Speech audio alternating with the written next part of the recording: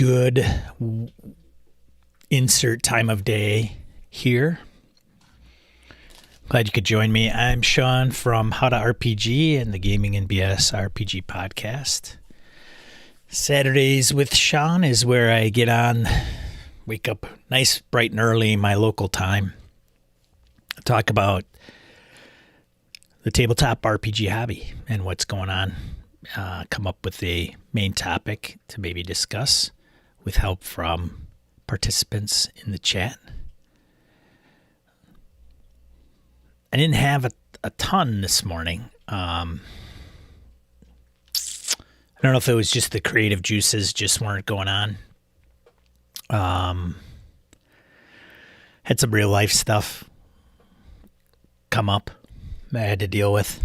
But I think I got a couple things to talk about. Morning, Wayne. Phil, good to see you. A couple of my players from the Forbidden Lands game.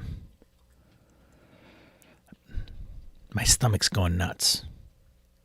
You know, body ailments, man. Just, blah. Tell you. So today I'm going to talk about Chaosium's book that's coming out. And no, it's not called Cthulhu 40th Anniversary Edition, although that is a pretty one. We'll talk about something I found on Twitter that I thought might be interesting to go over. And then if we could get to it, which I think we will. Sometimes I come up with a topic and it just takes up like 2-3 hours. Because the conversation tends to be going well. But the other topic that I wanted to mention too, or the main kind of thing that I was going to focus on, was the easiest RPG genre to run and prep. The easiest. Now, I could just say the easiest RPG to run and prep. This might delve into that, which will be an interesting conversation, I think, or an interesting topic. But I hope everything is going well in your world. I don't know why I'm holding my hands like this. Might be a little cool down here. It's not cool in my basement. Shocker, I'm in a basement. But the temperature is definitely getting a little cooler this time of year here where I'm located. Where you're located might be getting warmer. Larry, good to see you. So let's talk about this. Let's maybe bring up the first subject. Man, my stomach is going nuts. Like, if you can hear my stomach in the microphone, I apologize. I hope it doesn't make its way into the sound. That would be really weird. But not impossible. Anyways, so the first thing is I saw this come across on one of my news feeds. So coming soon, 40th Anniversary Keeper Tips book, Collected Wisdom for Call of Cthulhu.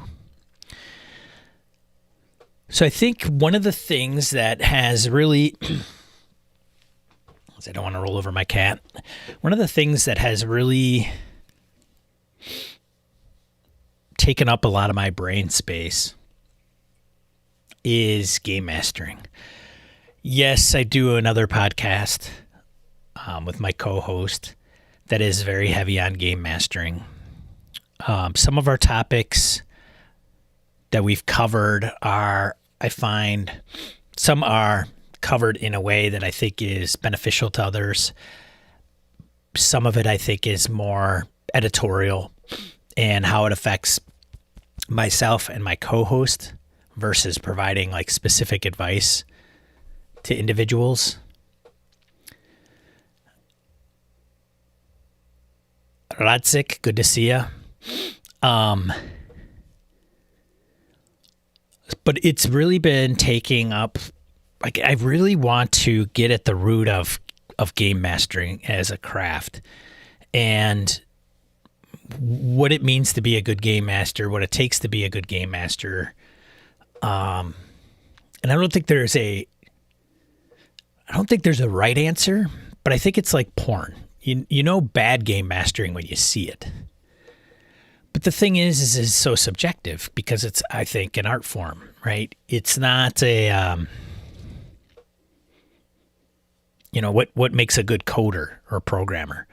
That might be a little subjective too, but I think in the coding space, they probably have an understanding of what makes good a coder, and that could be efficiency, that could be creative approaches. It's very similar to maybe game mastering, but maybe the logic behind coding is can be a little more ethereal with game mastering. So I've read The Lazy Dungeon Master from Sly Flourish. Play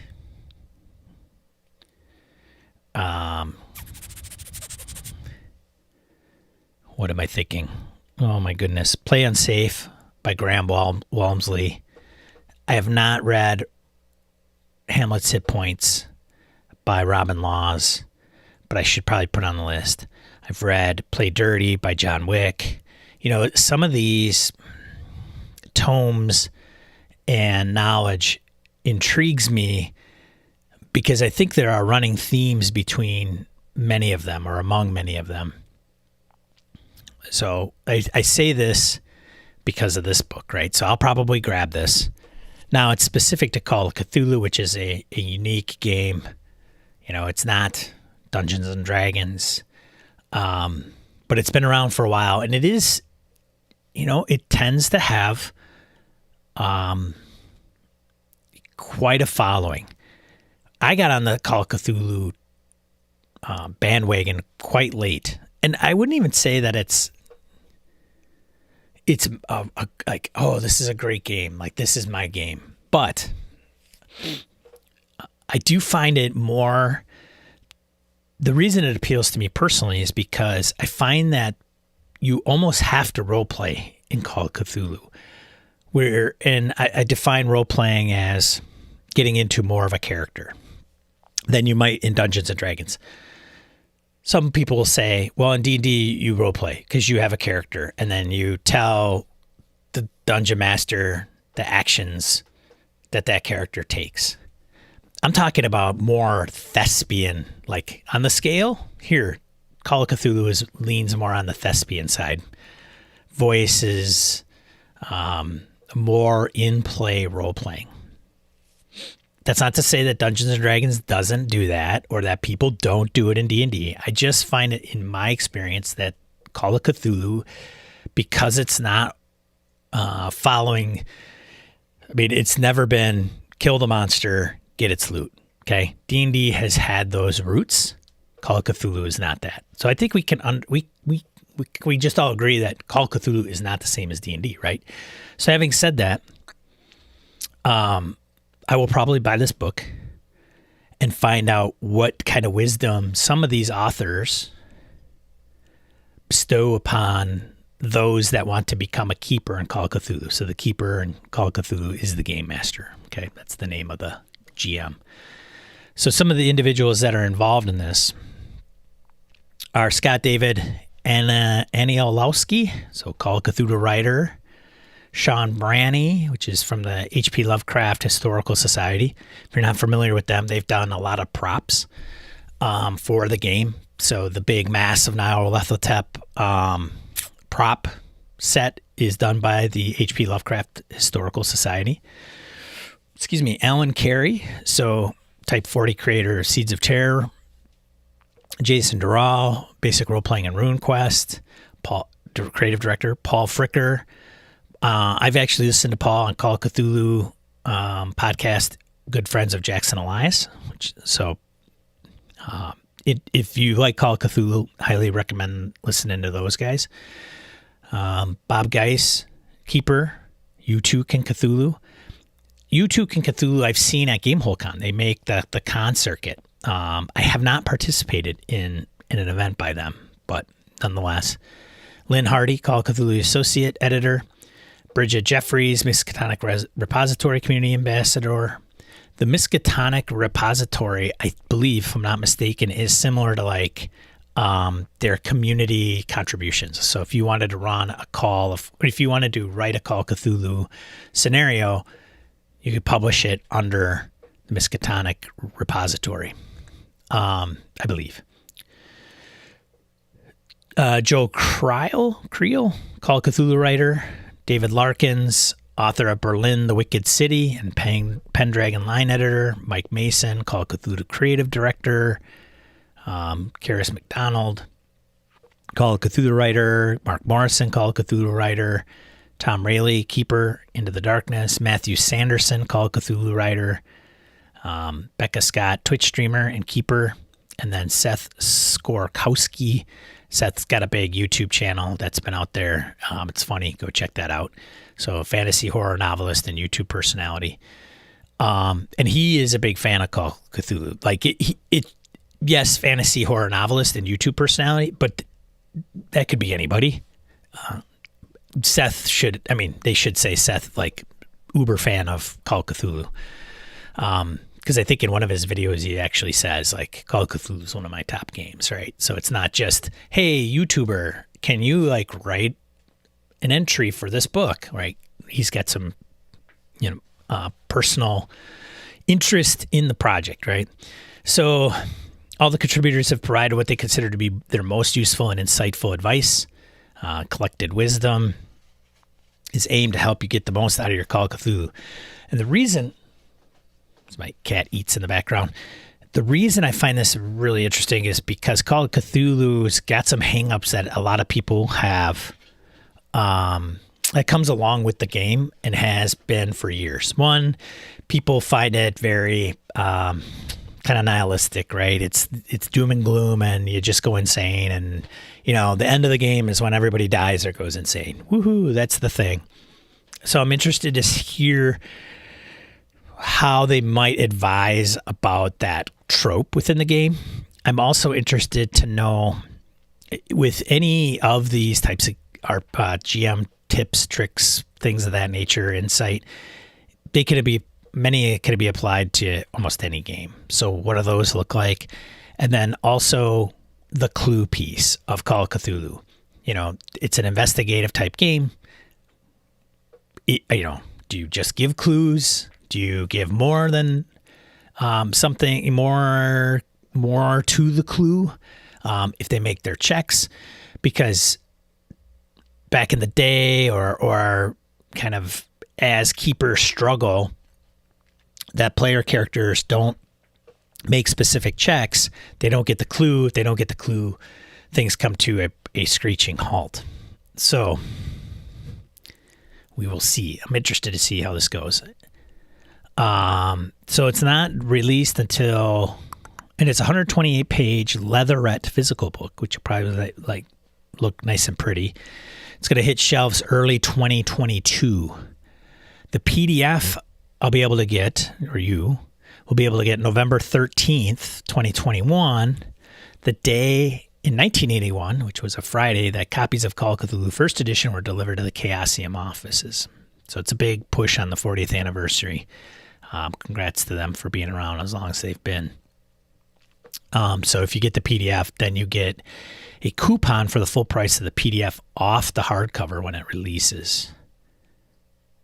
So there you go. Yeah. So we'll see. 128 pages across 1, 2, 3, 4, 5, 6, 7, 8, 9, 10, 11, 12, 13, 14, 15, 16, 17, 18 people. If you're not a Call of Cthulhu fan, probably doesn't interest you. If you're, it even says collected wisdom and running games. If you are a game master, it may interest you, but I doubt this might not be the first book on game mastering that you'll want to grab. Gotta back up to see. He's meowing. Okay. So that's one thing I wanted to cover. We'll see. Another one to add to the library, I guess.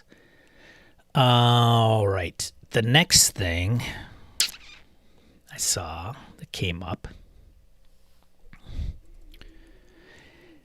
Game Masters and DMs. I follow a couple topics on Twitter. Tabletop RPG, which is like hashtag TTRPG. What else? Game mastering, role-playing games, a few. And I find that there are certain accounts that get a pretty good turnout as far as responses. I don't know what drives that. It's kind of making me scratch my head because I'll pose a question and get like 0. So I don't know if it's because mine doesn't show up in some of those topics, or it's because these folks have a pretty good following. Like these guys have 2,800 followers. It's not 40,000. But I know some of these folks get some pretty good responses, and they pose pretty good questions. That's probably another reason. So they pose a question. This is Double DM Pod. Double DM, I think, is a podcast I have not listened to. You have a new tabletop RPG player at your table. They are a little nervous. How do you help them ease those nerves? What advice do you have for them? So I thought, well, we'll take a look at some of the responses and see what would you do? What would you do for a new player to role-playing games? They're a little nervous. I've never played this before. What do I do? What's this character sheet? How do I make a character? I got to make a character? What? Game Master asked me what I'm doing. I don't know. Sitting there. Not sure. What do I roll? I'm sorry, I've never played this before. How do you ease them into it? A lot of encouragement, I think, is a no-brainer. Being positive, helping them navigate their character sheet, having patience. Those are all kind of the high-level stuff, the no-brainers. First one, reckless. Oh, for Pete's sakes. I don't want to go into them.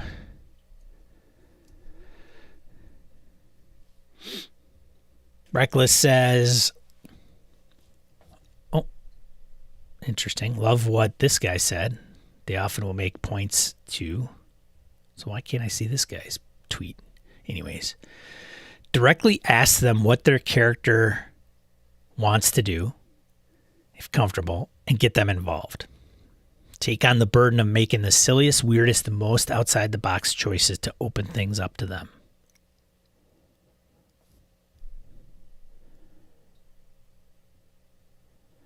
Roleplay chat said something like this in our chat. He often just comes right out of the gate with something silly and weird so the newer players know they can just let go of fears of being weird or silly. Great to probably ease them into things. It depends on the tone of your game too, because if you set that tone initially, let me explain this.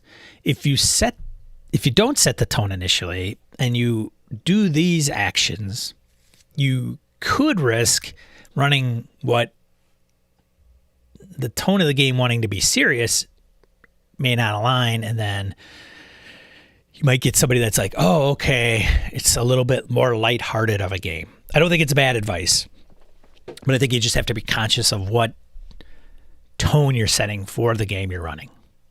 And if it's something serious, you probably want to not get too silly necessarily, but I understand it does help ease, the getting into it, right? Larry says, I use a ton of leading questions to try and prod them into action. Sure.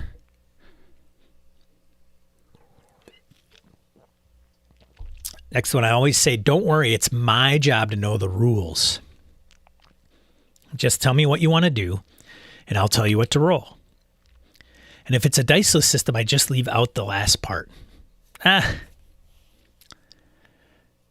Titanomichi. Dude. What are these fancy words?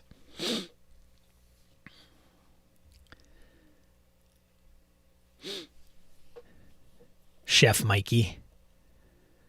See the big guy? The one with the tats and rippling muscles in the Death Saves t-shirt? Is he referring to Joe Manganiello? He dresses up as a ballerina and has tea parties with his daughter and all her stuffed animals. You're going to do fine here. Oh, that's funny. He is talking about Joe, I think.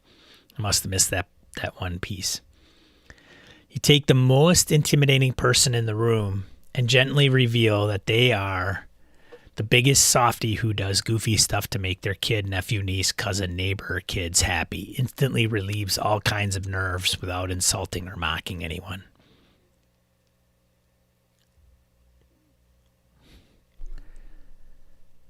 To leave it, it's taking the seriousness out, right? There's a couple themes that some people are coming up with, I can see.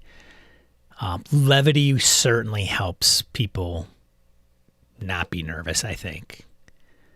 Because I think they're nervous because they think they're going to screw up. And if you take that away from them, hopefully you take the nervousness away from them as well. Next one, I typically assign them a mentor. One of the other more experienced players who will sit next to them and help navigate their character sheets and abilities. That's a good one. I mean, what usually will happen is you'll get the whole table wanting to help them. That's probably a little overwhelming. So it's nice to have a single individual selected, right? Or volunteered or voluntold to help the new player.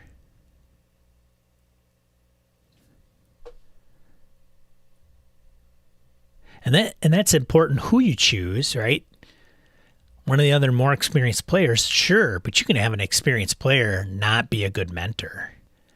I would say to add on to that a little bit is a more experienced player that understands how to help the individual at the table without being overbearing, maybe taking over player agency. You don't want the dad, right? Hey, give me that thing. Or just here, let me do it, right? You don't want that person.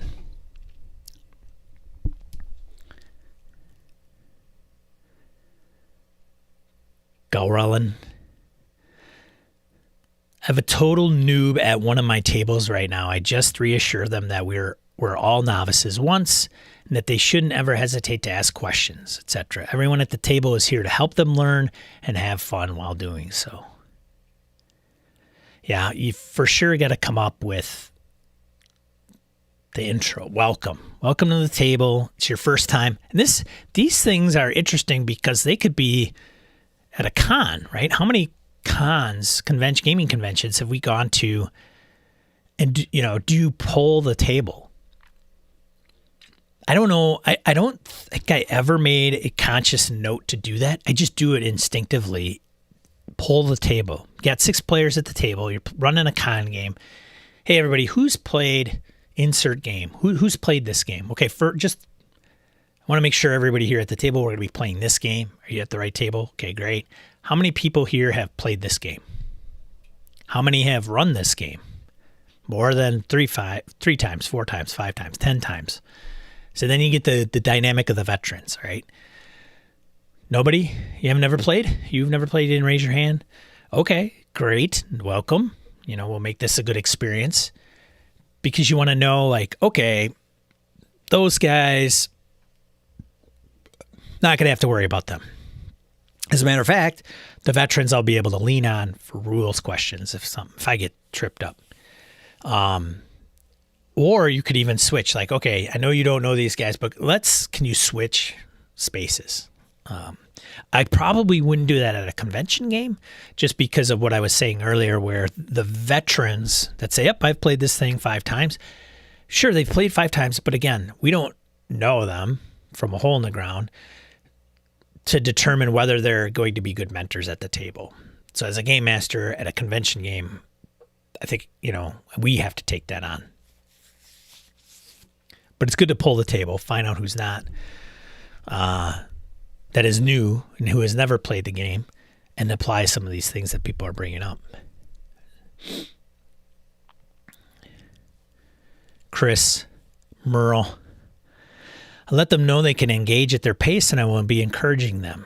I'll use their character name, but they're free to use third person or whatever they want. I tell them we're being ridiculous. We're adults playing pretend. We are objectively silly. Relax, have fun. Again, it's not taking the game so serious, right? They're not like, hey, this is real serious. And I think that's important for new players. You might play that way all the time, or that may be the tone that you want to set. But I think when you first incorporate a new player, you got to let that go a little bit. Hey, Roger, good to see you. Thanks for joining.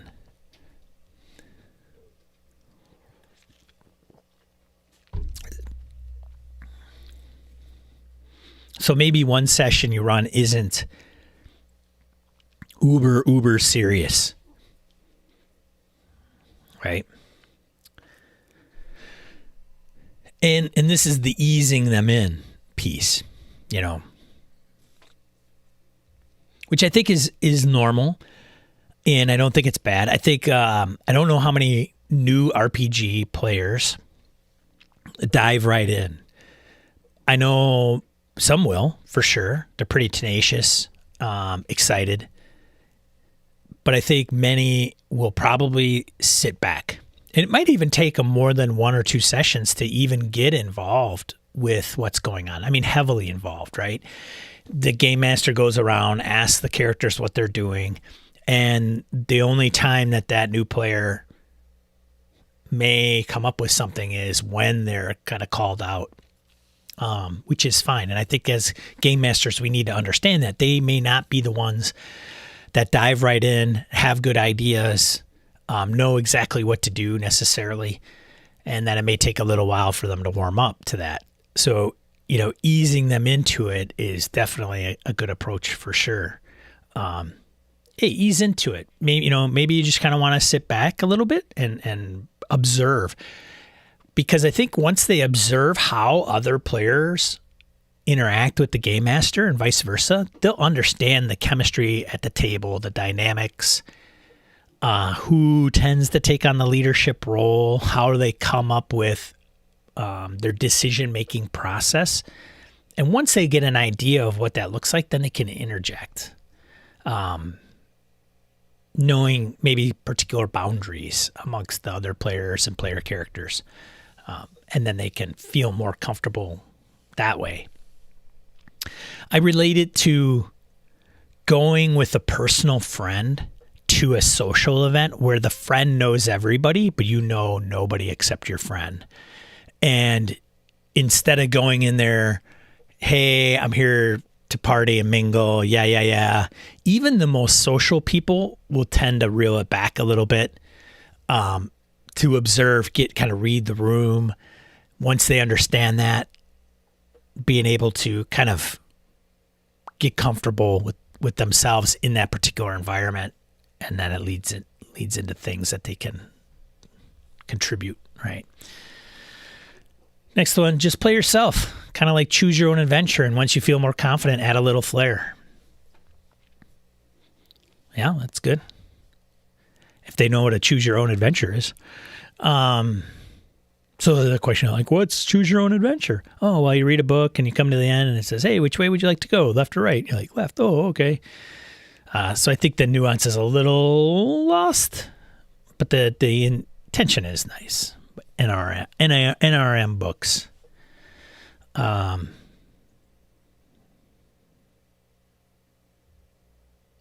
The flair will come in with time for sure. Again, some new players they will pick all this stuff up and just run with it, which is great. But next one, give them the opportunity to act first in some situations before letting the veteran players take charge. That's Super MI Go Squad. Give them the opportunity to act first in some situations before letting the veteran players take charge. If you can rally your other players around the newbie, it makes them more comfortable. Yeah. That one is a good one, and you can use it. And if it's successful, great. If it's not, then I'd probably I would bring it back a little bit and reel it in. I think sometimes putting the spotlight on the new player, but it's they mention in some situations before the veteran takes charge, the veteran players take charge. I think with that one, it's going to be situational. And it's going to be maybe specific to that new person's player character, right? They're in the room. Hey, you're in the room. You're getting all this. What do you do? I don't know. What are my options? Well, you could do this. You could do that.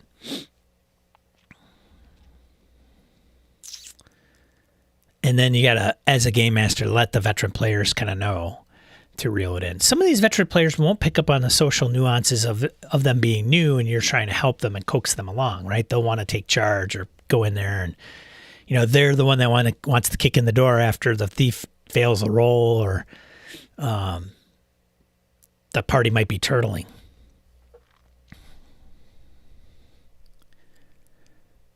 A few years ago, when I run a game, I wanted to start playing quickly. Now I always spend time, 10 to 30 minutes, to prepare the game with players and speak about the day and whatever. Because I think to be well in game, we have to create a connection or a human link. He or she goes on. It's important for me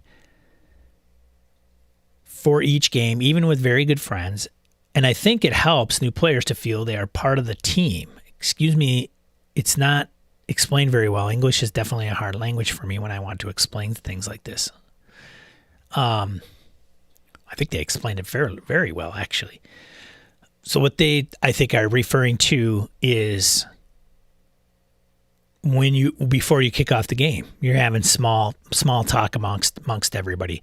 So it's interesting that the original poster didn't mention whether or not the player is new to the group. They're definitely new to role-playing games, but are they new to the group? So I think that's a big difference. Because I think if they're new to the group, then it's going to be even a bigger hill. That's all. Because they're not going to be familiar with any of the players.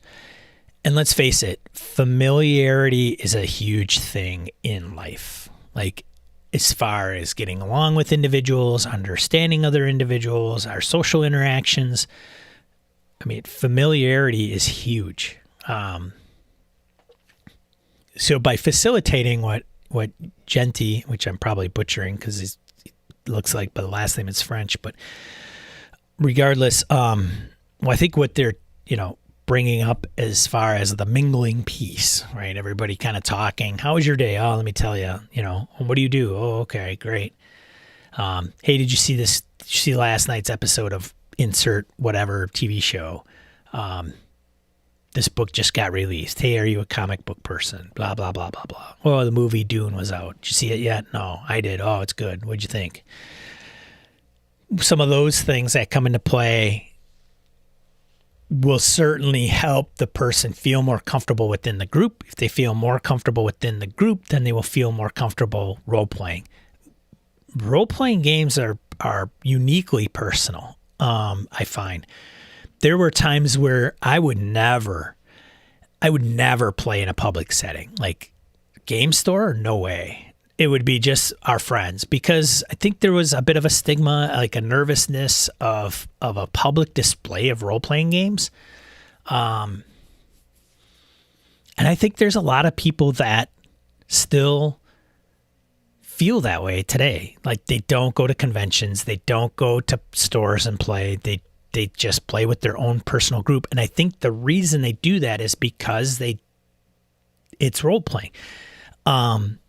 It's the same reason why a chief executive officer, chief, CI, CE, CF, whatever C-level executive directors don't come out and just say, yeah, I play role-playing games.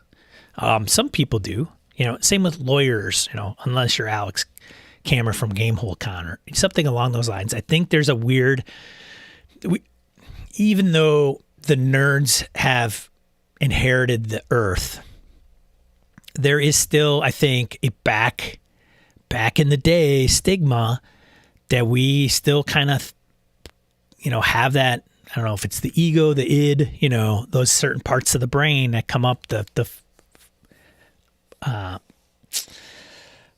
fight or flight type of instincts that come up with, well, I don't know if I'll be accepted. I don't know if people think I'm weird because I play role-playing games. Even though we're old enough to not even give a shit anymore what other people think of us, there's still that weird dynamic that comes up.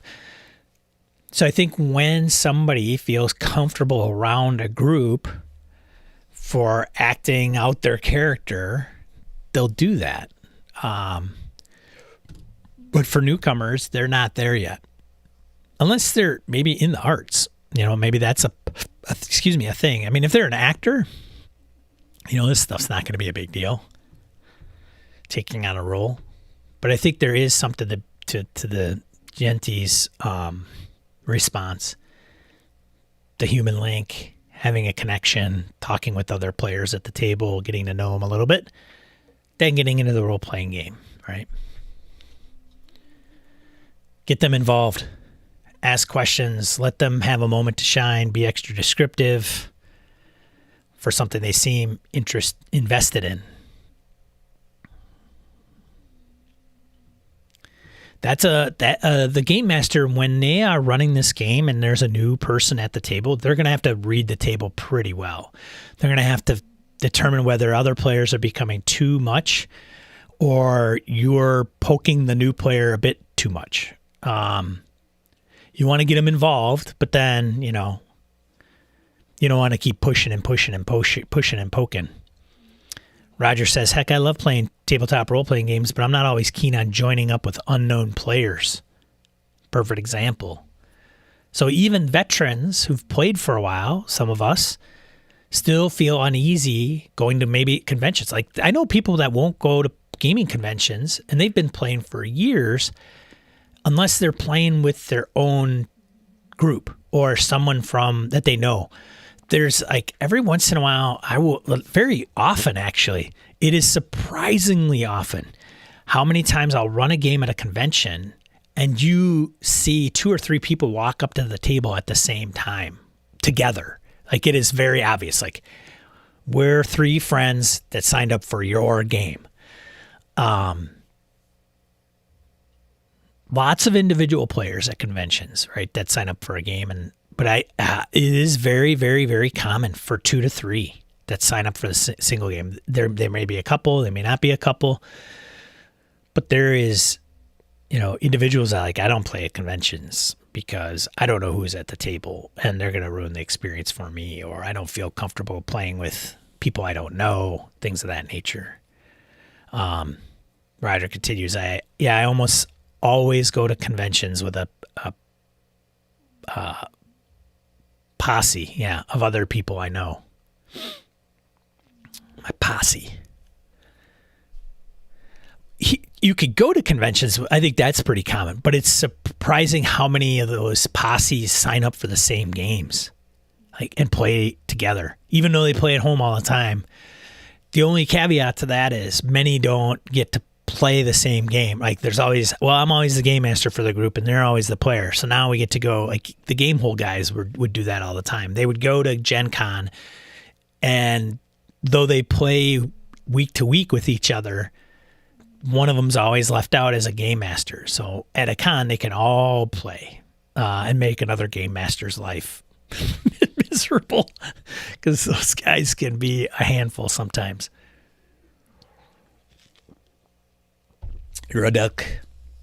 Hey, good to see you. Thanks for joining. It's such a, he or she says, it's such a figurative roll of the dice. I've had overall fantastic experiences at convention games, but some of those few bad experiences really stick with you. Hard to shake those off sometimes. Oh, no question. We have, as people, we can really take on some baggage. And the thing that I equate that to is feedback. Positive feedback and negative feedback. Negative feedback will just crush our ego. Even for those that don't have huge egos, man, you get you put out content, or you're a creative person and you put it out there for public display or public consumption, and somebody comes up and you get a podcast or something, and there's 50, 25, 10, whatever amounts of feedback, and they're all 4 or 5 stars, and they, tout how you're a great role-playing game podcast, and you'll be like, oh, that's awesome, that's great, thanks, and you file it away and appreciate it, but that's it. Like, you don't remember all the details, you don't remember who wrote it.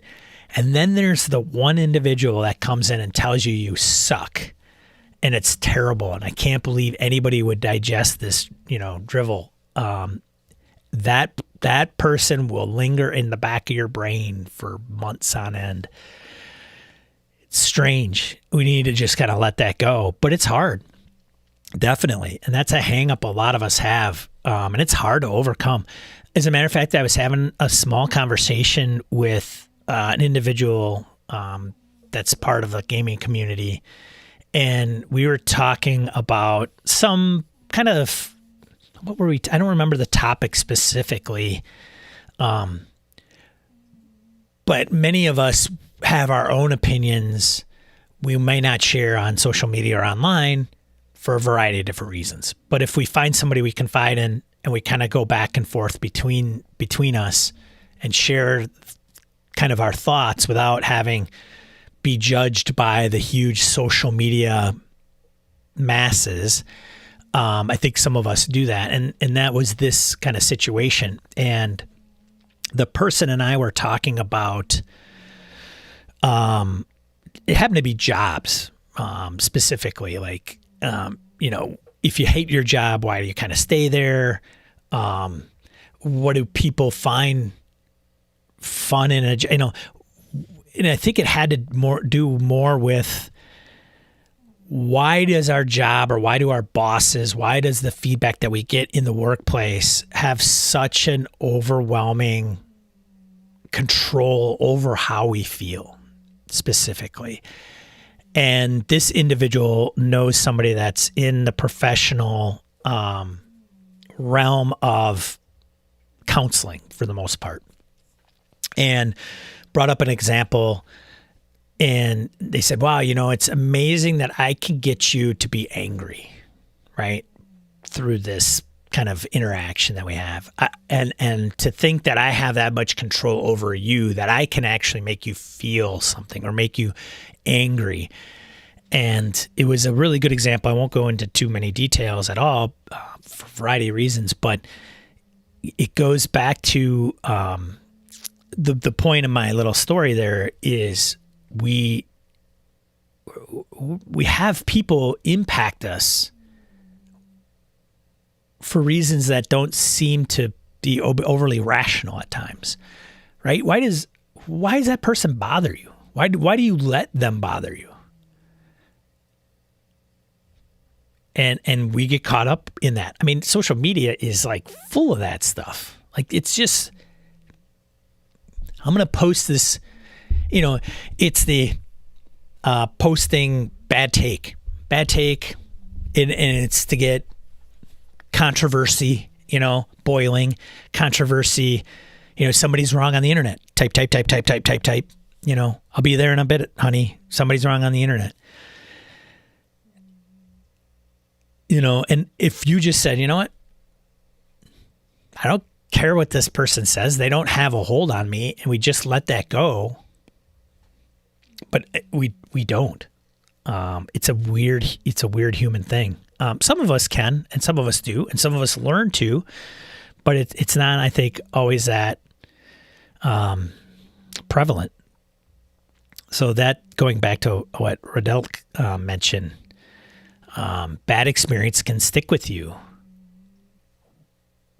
They have some weird hold on us sometimes. But let's get back to the topic, shall we? Thanks for the comments, guys.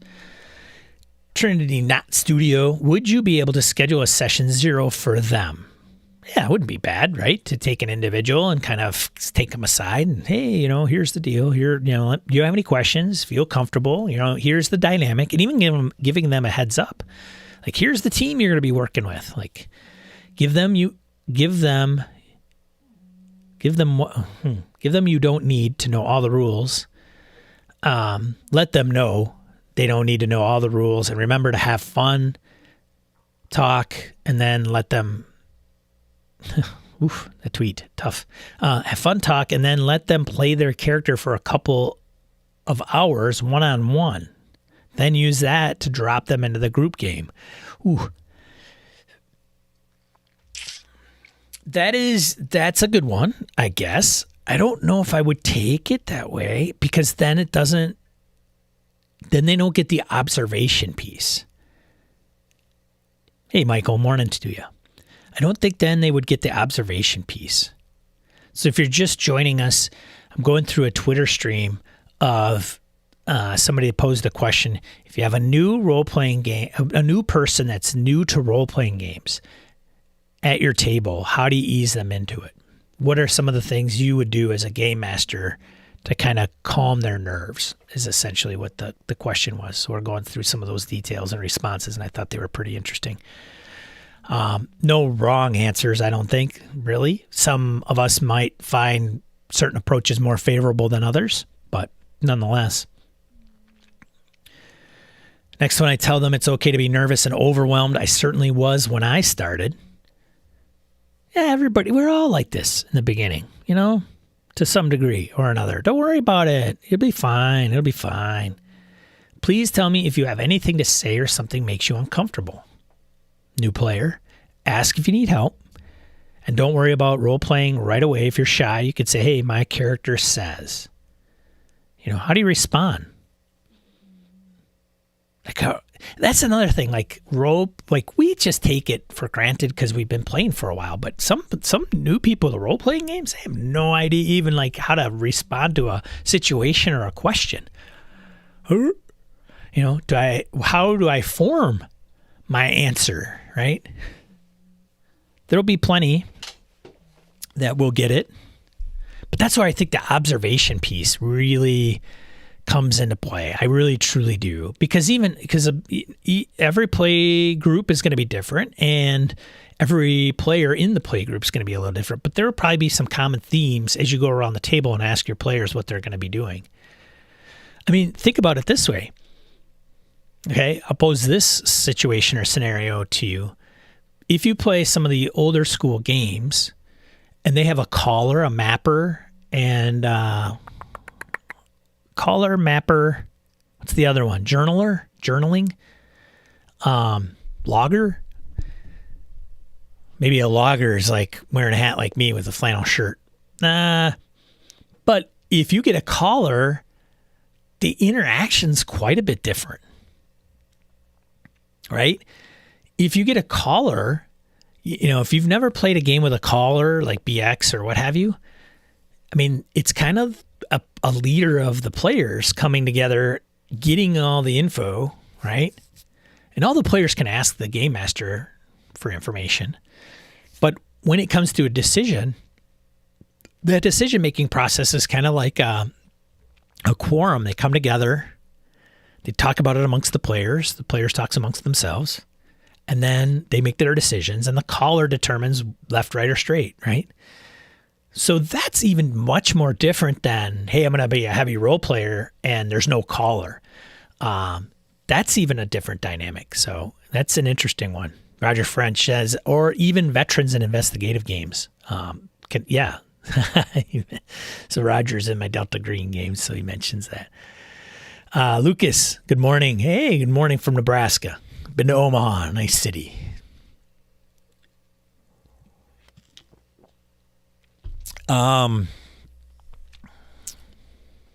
Next one.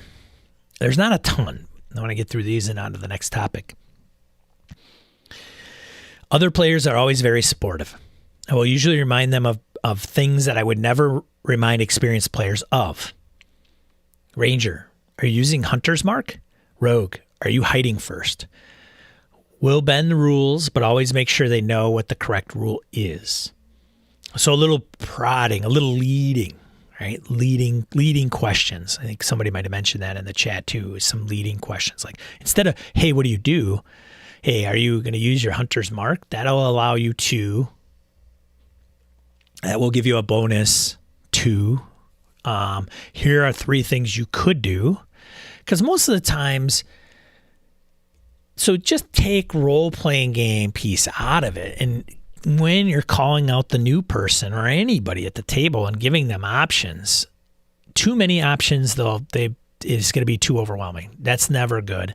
Too little options, then people feel pigeonholed, and there's usually never just one option, right? There's always at least 2. You can either fight or run or whatever. You can fight or defend. You can do lots of different things. You can yell or not, right?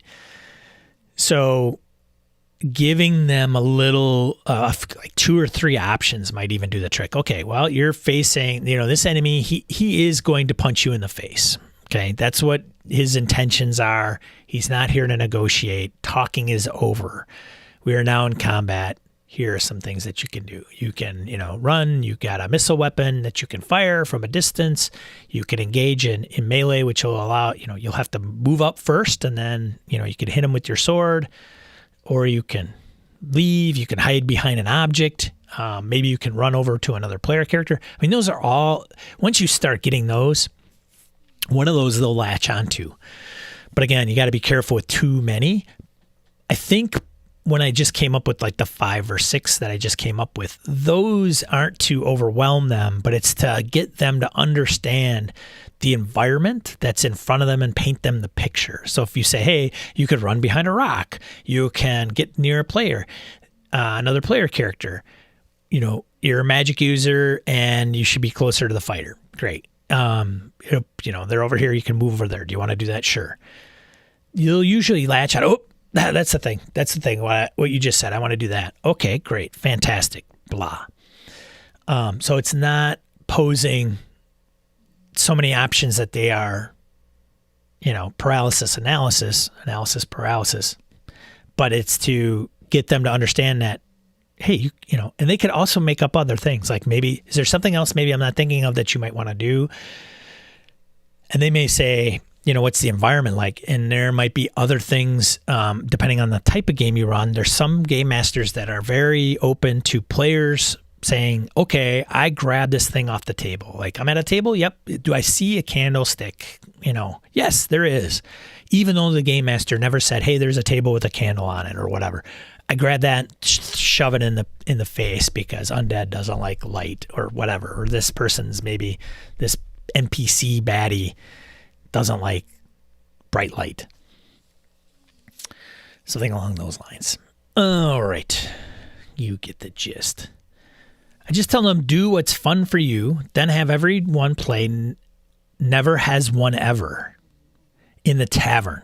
So they see how ridiculous the vets can get, and they can ease into their character at their own pace. Once they get their character, I find the rest is gravy. Never have I ever. You guys ever play that? I've never played it at a role-playing game. That's interesting.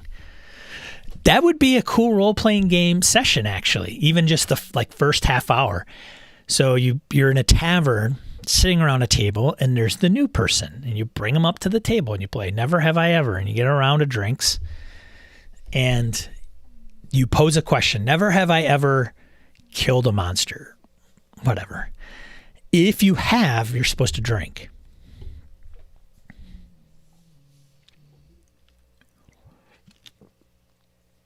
So to do it as part of a role-playing game would be kind of fun, I think.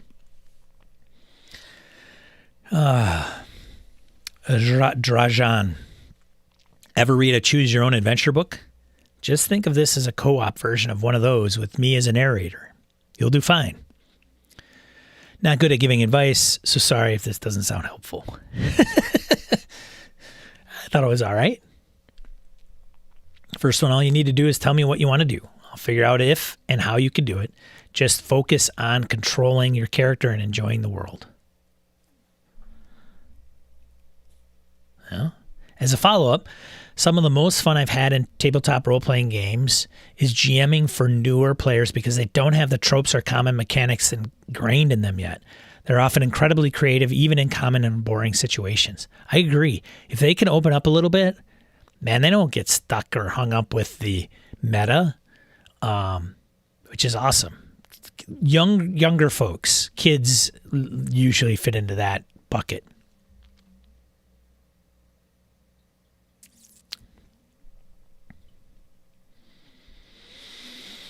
Fully trained noob.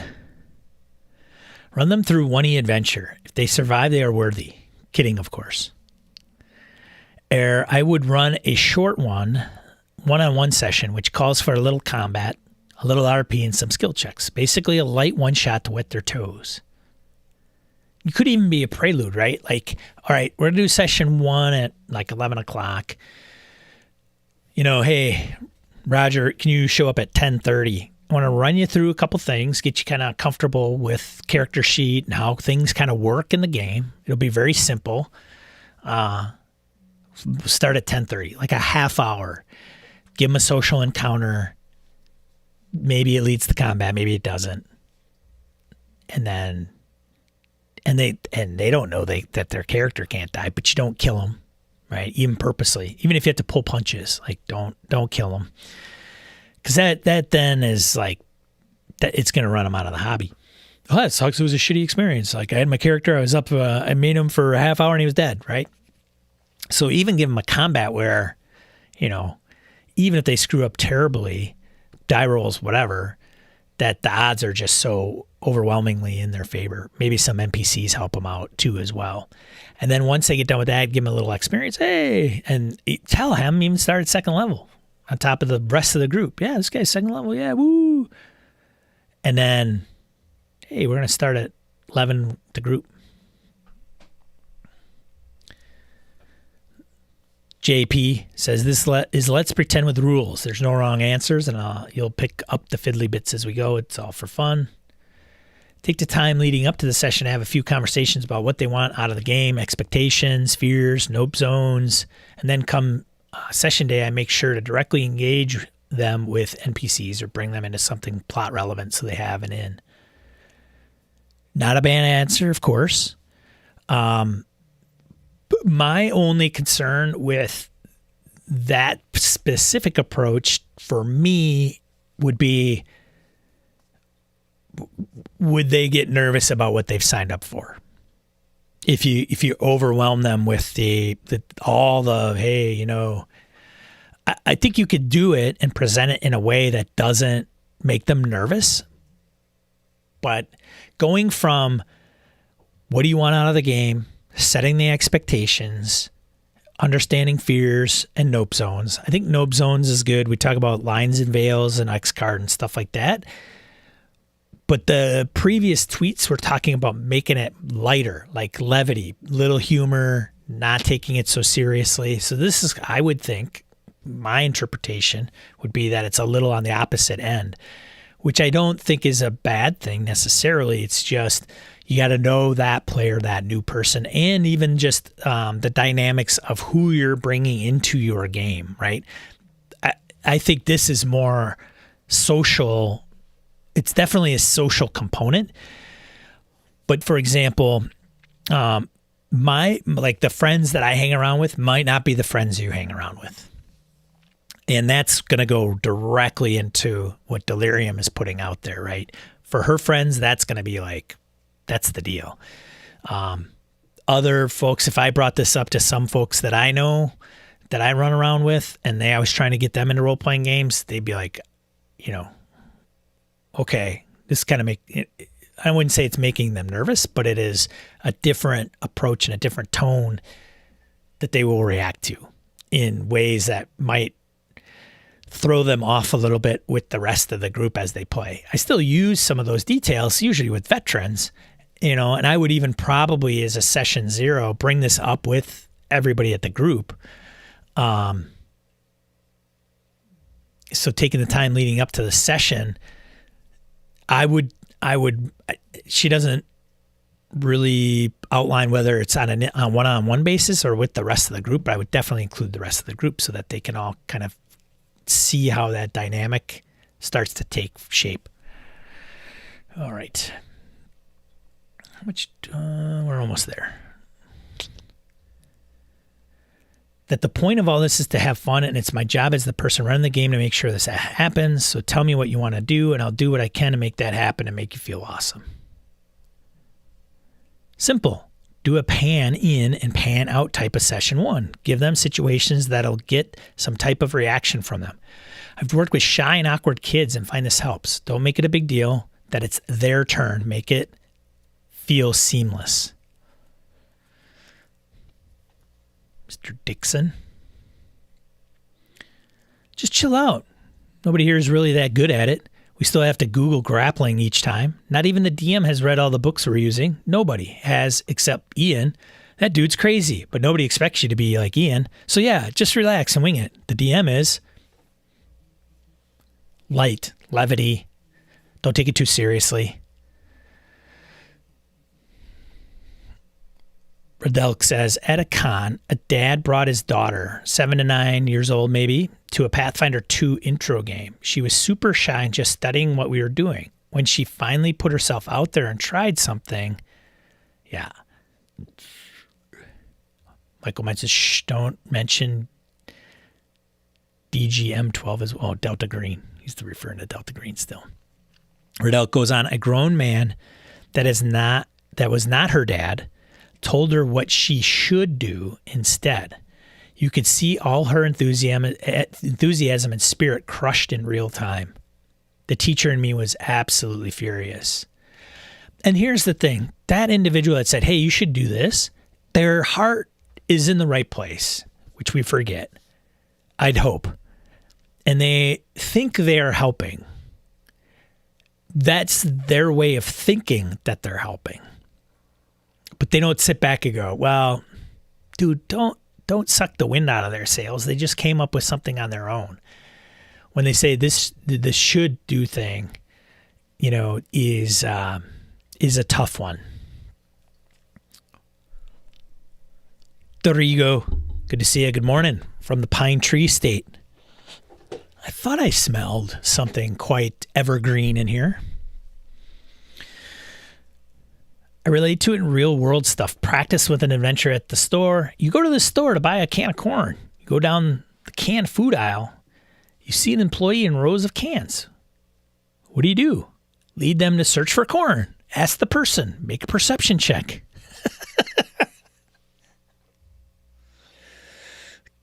Your breath smells like cream corn and you ain't even had any cream corn.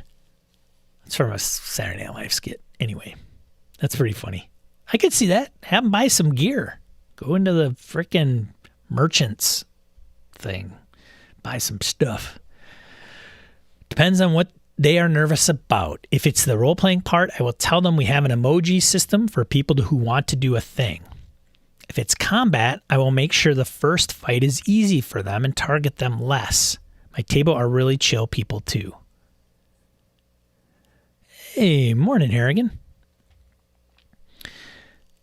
Going through a chat or a tweet that was posing the question, you have a newbie to the role-playing game hobby. They're at your table. How do you ease them into it and take out the butterflies and the nervousness?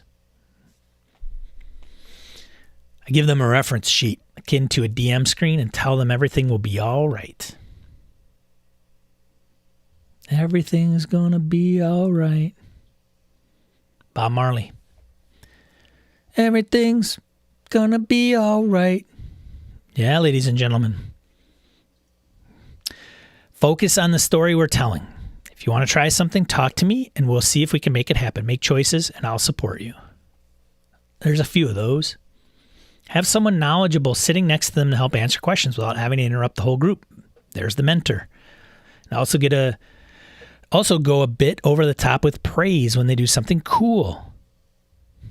Don't make it too cheesy though. Praise for sure, but you got to make it sincere. Yeah, that's freaking great. Oh my God, you see that? Ah, they rolled for initiative. They got 6. Ah! Do that with my Delta Green group tomorrow. Oh my God! I'm just kidding. You guys aren't noobs. Woo! party poppers and fireworks go off. That's a YouTube video in itself. I gift new players their first set of dice, which usually breaks the ice a bit. That's awesome. That's awesome for Darth Vane. Yeah, man. Cool. I should reply, can I be in your game? We all make character sheets together during session 0 so they can ask questions. Also for RP, I usually establish some connection with them and a veteran, siblings/friends, and as a DM, I ham it up and try to make a little of a fool myself to help them get comfy with RP. Yeah, for sure. I usually spend an hour before the session explaining this game system, rules, etc. Once the session starts, I give them opportunities to interact with PC and or NPC. Then a small fight for him or her to win against an angry drunk.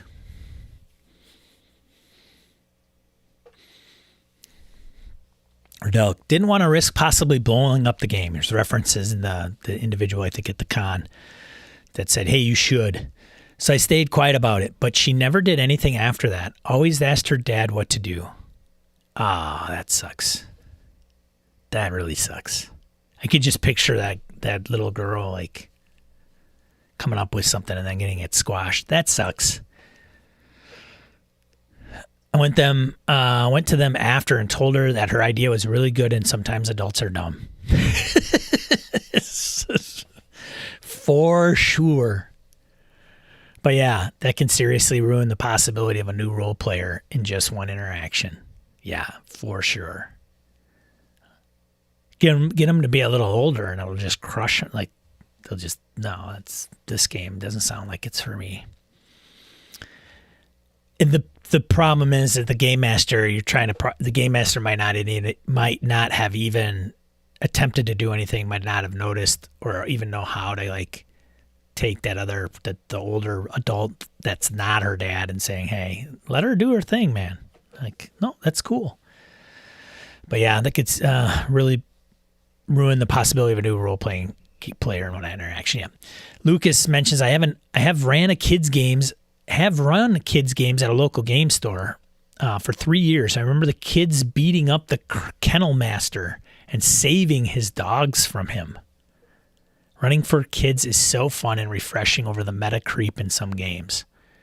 Yeah, kids can be a breath of fresh air for sure. And I'm a gentleman that doesn't have any kids of his own, but they do. They're baggage free. They don't bring a lot of crap to the table. Crap as in bad stuff. So Harrigan says, I think that's the GM's responsibility, especially with a 9-year-old at a table full of adults. It for sure is, but I don't know if a lot of GMs are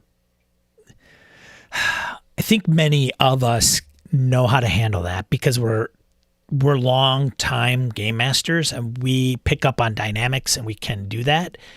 I don't know how many of us can do that outside of our own bubbles. Going to a convention and putting somebody in check at the table, it's a conflict thing. If some of us are so conflict adverse, they will like overlook that. Now, I think there's also game masters that are like, that's all they seek is conflict, right? No, you can't do that. No, you can't do that. Okay, you can do this. All right. What do you mean? No, that rule's dumb. You're not using that at this table. But I do think game masters, especially at cons, need to be able to do things in a manner and confront those particular instances in a way that's positive for the person that might be subjected to totally a happy medium, but subjected to some idea squashing. I've had noobs anxious about the role playing. For them, I do the opposite. Distract them with rule stuff so they don't realize they're role playing. Yeah. Do I gotta get dressed up like a crazy wizard and talk in a funny voice? No, you don't have to. I would love it if you did. I tell them it's not important to know the rules. That will come in time, and just help them know what dice throw and when. We can't get our first experience back. The newness and excitement, that only happens when you're new. This Christopher Michael Johann Gruber, that's an interesting one, because the one thing that we have to really, really, really understand as game masters with a new person in role-playing games coming to our table is we can make or break that person's outlook on the hobby. We can literally ruin it where they will never play a role-playing game ever again, or we can make it so overly exhilarating for them that they will just buy every single book out there, whatever the game is. They will show up on time, and their enthusiasm will go through the freaking roof. That's a lot of power. And I think most of us handle that responsibly. And I don't think we understand that. I think we know that can happen. But I mean, do we really understand that those are the stakes? Now, it could be a less than optimal experience, and that player could still say, well, it's not for me. This is not really my jam. Or maybe this game isn't my jam, or this group, and they could still stay in the hobby and they move forward. I mean, people have had some very, very, very shitty experiences in role-playing games, and they've still trudged through them and sailed on and become, designers, developers, worked in the industry, or just become, avid fans of the hobby, right? But as game masters, we definitely don't want to run them off. And I think I'm preaching to the choir. I think you are probably in the camp that are always going to be more on the positive side than not. It's the bad game masters, or it could just be a mismatch. Like, you could introduce a newbie into the role-playing game hobby, and they could come into your group, and you could do some of these pieces that these people are talking about. But there's a weird chemistry thing that doesn't come together for some reason. That's another thing I think that's missing in some of these things. Like, hey, just so you know, because I think many of these game masters and us, as we're talking in the chat, and myself, our intentions is good, right? We have a big heart. The road to hell is paved with good intentions. We think we're doing the great thing. We want to bring them to the hobby. We're excited to have a new person play. Hopefully with the game master, we're bringing them into the table. It could be another player. But I also think we have to understand, we have to let them know, like, hey, here's the situation. We play in a particular style. The game master, there is a fundamental commonality amongst game masters. We present the situations and the scenarios, and we have resolution mechanics, and we kind of negotiate that. And sometimes it's more mechanical, and otherwise it's more social.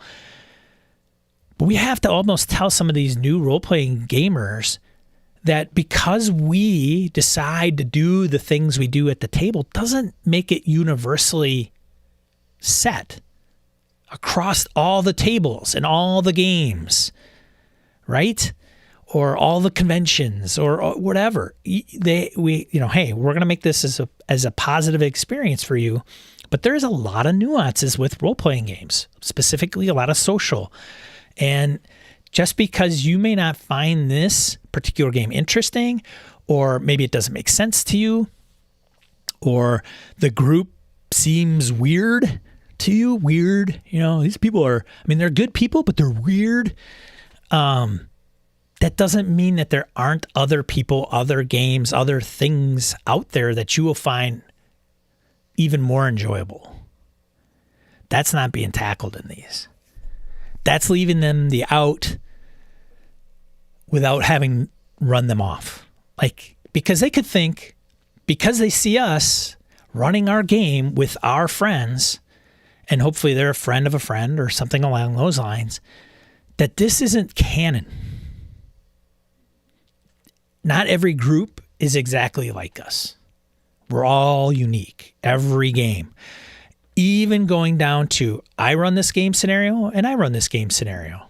Like, for example, if two people were to run Delta Green together, one group would be completely different than the other, even if they're running the same scenario. Just so you know. There's no wrong way. I mean, even some of the game masters that are not even controversial, but just conflict or this is the way it's going to be and I rule with an iron fist, there are going to be people that love that approach. They're going to love that person's way of rolling. Or they just say, well, that's the way they are. I don't care.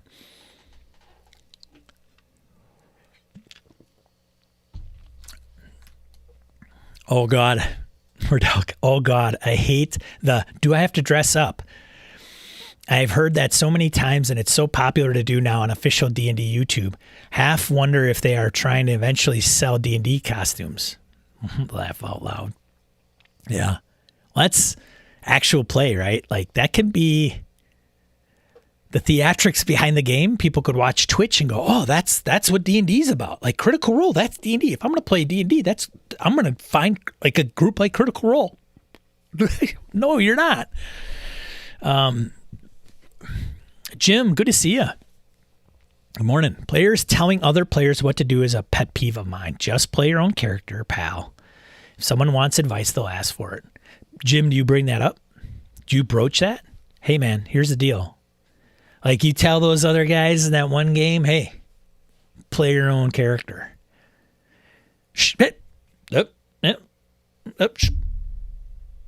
Hold on. Let's see. Gabe. Good morning, Gabe. Jim, totally agree. I think I was so focused on that Thursday night that I didn't notice that one of our players was asking for advice. So Gabe plays in Jim's game that I'm referring to. So Roger says you should try that theory out. That's funny. The Delta Green piece. It's a kind of... there's an inside joke to that, folks. Most of you might see it. All right, so I want to hang this up. There's a few. I think we're good. One of the other things that I wanted to bring up as a panda rolls down. There you go. Hey, do a barrel roll. Anyways, the other thing that I wanted to bring up was to get things turning as well. So let me, how would you, to leave off on that particular topic, how would you introduce somebody to role-playing games, a new person? How would you ease their nerves? And let us know down in the comments. You don't have to get too elaborate. I'm interested to know. Some of the themes might come across that were found on the Twitters, and that's fine. There's no wrong answer. It's up to you personally how that would look. But moving into what I would consider kind of the main thing, this morning I kind of woke up and I'm like, I had real life this week. And I thought to myself, I don't know what I'm going to talk about on Saturday. And usually something hits me last minute or you in the chat have helped out with spurring conversation, which I appreciate so much. Knowing I'm not talking into the thin air. But there was a question on a forum, on the Gaming ABS forums, that was posed by A Savage Worlds GM, where they posted this question about what is the easiest RPG genre to run and prep. The easiest RPG genre to run and prep. Now, when I first thought about it, started making my notes, it wasn't genre, it was RPG, which is, could be anything. But genre. And there's, answers, of course. There's, Josh mentions something close to a modern RPG.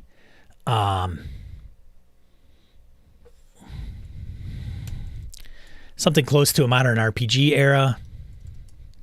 Action-adventure genre. Games like Pirates, Cowboys, or Spies can still have clear-cut villains. Maps are available because you could just use real-world maps for place locations. If you ever need to homebrew something that already exists, you can generally take a really good guess at how it would work within your rule system without breaking stuff. But even going out of the genre piece and saying, what is the easiest RPG to run and prep? Now we get into opinions. And we all know about opinions. The old adage about opinions. No, Sean, what adage? But one of the things I was thinking about, and this goes back even to the earlier conversation when I was mentioning the new book coming out from Chaosium about, the tips and tricks of being a keeper, and the role-playing game. Here's how to be a better game master, blah, blah, blah. When we talk about the easiest RPG to run and prep, it's really boiling it down to its roots, like a root. I hate corporate speak, like root cause analysis bullshit, but what things make it easy to run and what things make it easy to prep? Two different things. And finding a game that has both can be tricky, specifically to our own preferences, right? So I love to run this game. I hate to prep for it. I love to prep this game, hate to run it. Somewhere in the middle, we come together where we find a commonality. I don't think that I love to run this game and love to prep it or hate to prep it is going to be so vast and different. Because if that's the case, then typically we'll probably choose not to do either with that game. So let's concentrate first on what things make it easy to run. So what makes a game easy to run when that question's posed for you? Well, I think one no-brainer is going to be system mastery, right? Can we, as a game master, master the system? Can we grok all the rules? Are they intuitive? Do they seem succinct? Are they clear? Can they be clearly defined? Can they be clearly explained? There's a lot of components within the system mastery the piece. Can they be referenced if there's a lot quickly? And that may go just to the layout of the book. Because sometimes I think some of our systems, knowing all the rules will certainly help with system mastery. But can you have system mastery and not know all the rules? And some would say, yeah, as long as you can reference them quickly or you can make a judgment call on the fly, right? There's some games that rely solely on the judgment of a game master as a referee to just go with it. I mean, that rule may not even be quote unquote defined. There may not be a rule for that. So knowing the rule or where it is may not even be relevant. It's just got to be what the game master can come up with in the moment and at that time. So Jim mentioned fantasy dungeon crawls. There's only so many places that PCs can go. So he's talking about the genre easiest to prep and play. Putting them in a box kind of thing is I think something similar to that. Riffs, fantasy was brought up in some of the comments. Dorigo says, got to think it's whatever system you're most familiar with. No, right? Sure, you would think so. And that may be true. That may be it. Like, if you are the most familiar with insert RPG name here, then it's going to be the easiest one to run and prep, or one or the other, or just run. So system mastery, there's going to be a familiarity with it. So I think that goes hand in hand, right? If you have system mastery, you're going to be familiar with it. Like the folks that know the rules really, really well, sometimes there is some, I don't know, a breath of fresh air that comes with that sometimes because it is so definitive. The only problem is that if you get a rules intensive game and you're trying to do certain things and the rules have that thing contained in the tome and you don't know what that is or the nuances, but the game master does, sometimes that can definitely can squash the rule of cool, for sure. So if you think you're doing something cool, but it doesn't fall inside the rules. So for example, there was a situation where I had a game master, we were in a tavern fight. And I think I had Misty Step as a player character.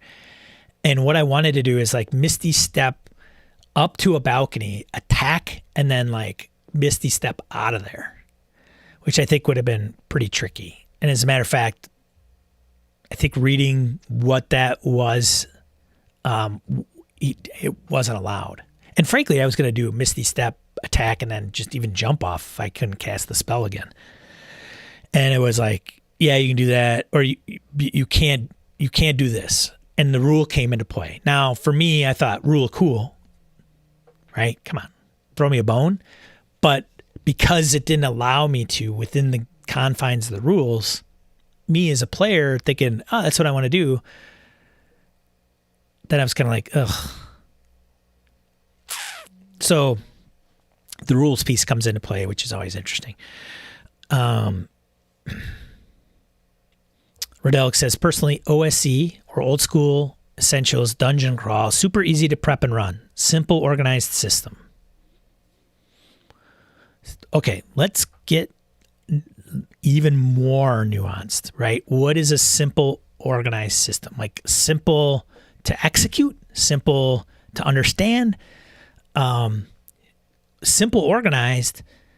OSE is very organized. It's a great tome. They did a really great job on layout and everything. I totally agree. No qualms there.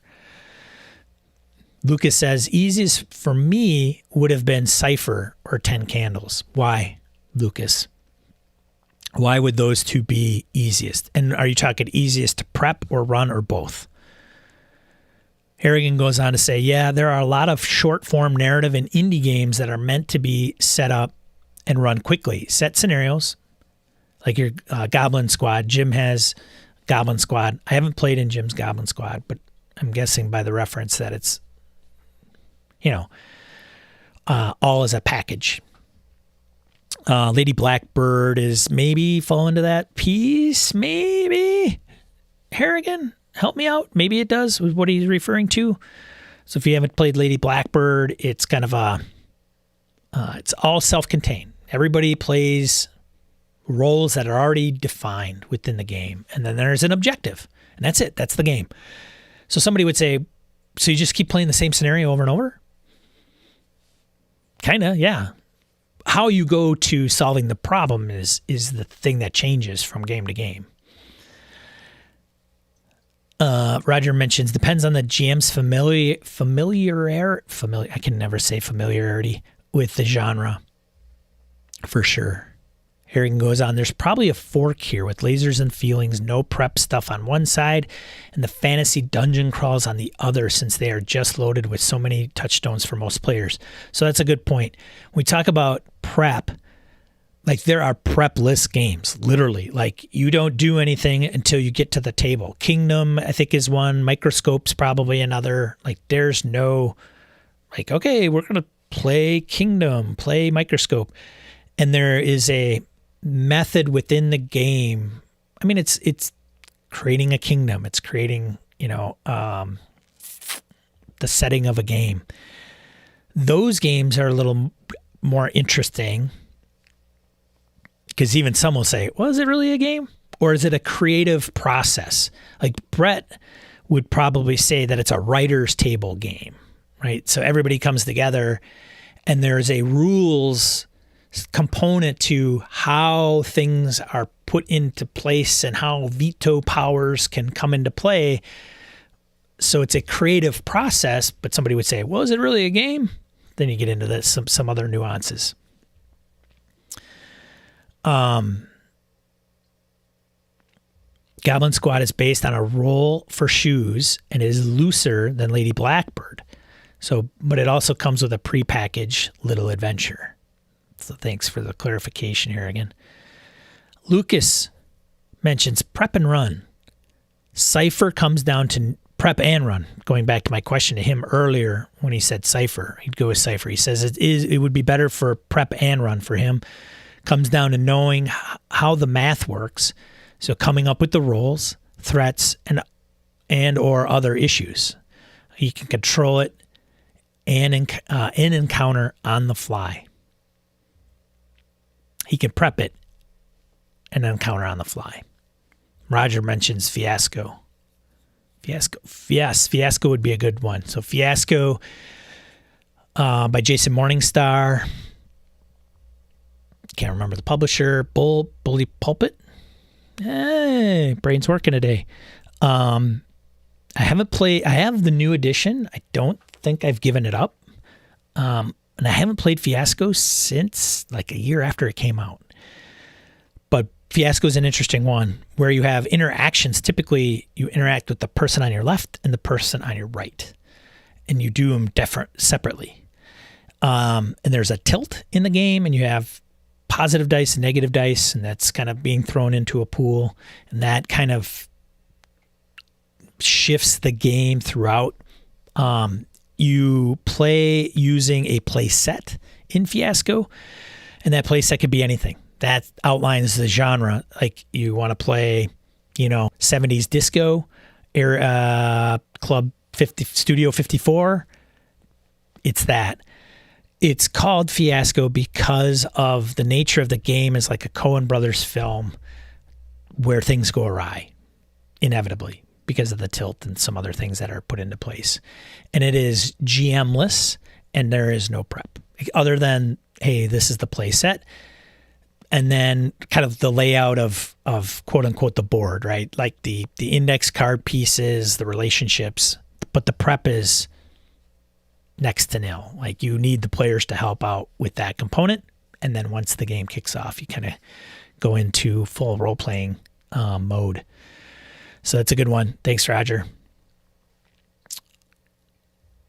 Jim continues, Goblin Squad is pretty easy because it plays with fantasy dungeon crawl tropes that most players are already familiar with.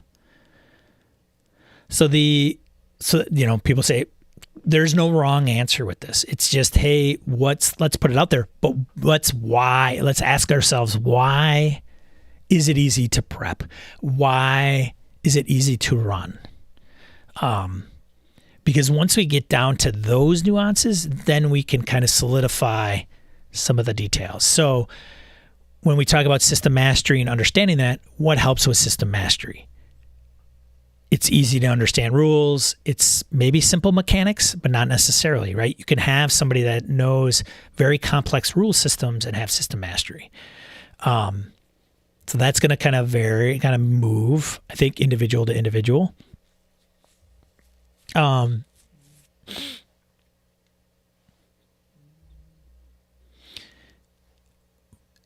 What would you say is a game that runs itself? Board games, but let's not, we're in the role-playing game space, right? When I say run itself, is that it's Fiasco might be something similar to that. Especially if you have good Fiasco players. And I say good Fiasco players where they've probably have played the game and understand how it works. So if you've got people that just grok Fiasco and they've played 4 or 5 games of Fiasco and they're all at the same table and they're all playing that would be something I see as kind of a smooth running, probably a game that would run itself, because of everybody at the table knowing it, which comes down to system mastery again. Prep. Disco Fiasco. Yeah, Disco Fiasco. There's a play set for like that takes place. What's up, Larry? Took. Yeah, man, I cut my hair myself. So I'm wearing the toque, and it's messed up. Yeah, I'm a little vain. What are you going to do? Keeps my head warm. It's getting cold here in Wisconsin. Preparation. Let's get into the prep piece. So we talk about genre prep, but even just role-playing game prep, whole ball of wax. We'd have to ask ourselves what goes into prep. And when we say easiest to prep, like these, what's the easiest? What's the simplest? What's the most complex? What's the most difficult?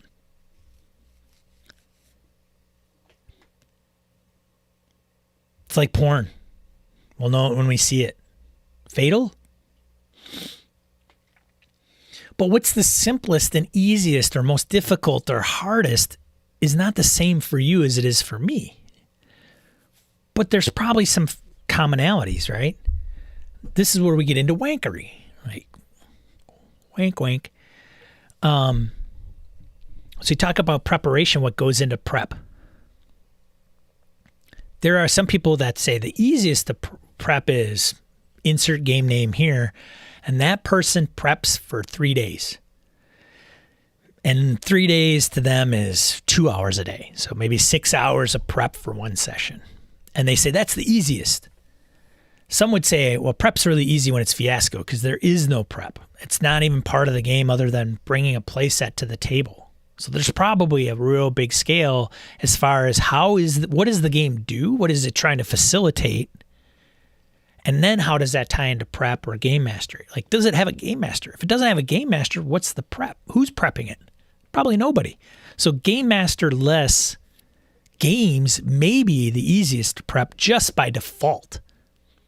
We may be able to establish that common ground. No GM?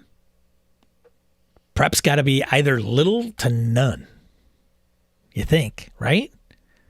I mean, how many GM-less games are you prepping? Kingdom, Microscope, Fiasco. What other GM-less games are out there?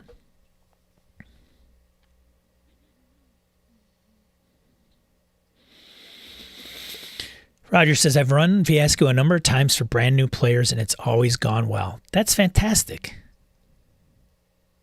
It's a unique one. I got to pose this question to you, Roger, about Fiasco. When you talk about brand new players, are you talking about brand new players to Fiasco or brand new players to role-playing? I'm going to guess that it's the former, that you're getting new Fiasco players, but actual role players that have played role-playing games. They're just new to Fiasco. Because Fiasco, if you throw Fiasco out on the table for new people that have never played a role-playing game, maybe they've watched Critical Role. They're going to come in, or they've seen a D&D game or heard about a D&D game. They're going to sit down and look at Fiasco and be like, what? Oh? It is a different game. No question. I think judging how difficult something is to prep is dependent on the GM for sure. For sure. Rodelic says easiest to prep for me is like a dungeon world where you need no prep. Maybe, but that could be tough to run in my opinion compared to others. Lots to explain and set up for characters. It continues, if I want easiest to prep and run, I grab Tomb of the Serpent Kings and 5 minis that match OSC character sheet. I ask the players to pick the mini they like best and give them the sheet that matches. Prep. Done. Boom. Roger comes back on the Fiasco piece and answers that majority has been new to Fiasco. So they've role-played before. But I've also played with people that are drama geeks. So does that count? Yes, that would count. And I think you're right. They either have to be role-playing gamers or they have to be drama geeks, and they will fit right into Fiasco. Probably more so the drama geeks. So if you took a bucket full of drama geeks and a bucket full of role-playing gamers and you introduced one bucket or the other to Fiasco, I would say my guess is you would have more positive results with the drama geeks than all the role-playing gamers. Because the drama geeks, assuming they have no role-playing game experience, probably have no baggage. They're thespians, right? They will eat up Fiasco. They won't have any preconceived notions about role-playing games. Where the role-playing game bucket, they're going to come in with like, hey man, I played D&D for like 2, 3, 5 years, whatever. What's this Fiasco thing about? And some will grok it, and some will absolutely despise it. So preparation, what goes into prep? Got to boil that down again. Boiling it down, what is prep? And let's say more trad games, because, right, we've already covered a little bit of, hey, does the GM exist or not? Because if the GM doesn't exist, maybe there isn't a ton of prep anyway. If the game is all kind of enclosed in a simple, tidy box, and it's already, hey, you pick from these 5 pre-generated characters, and as long as the person running the game can kind of convey what it's about, Lady Blackbird as an example, and it's go, that may be another group. Like, so trad games, when there's a game master, there's a group, the group creates all their characters, and the GM has a traditional game master role in the group.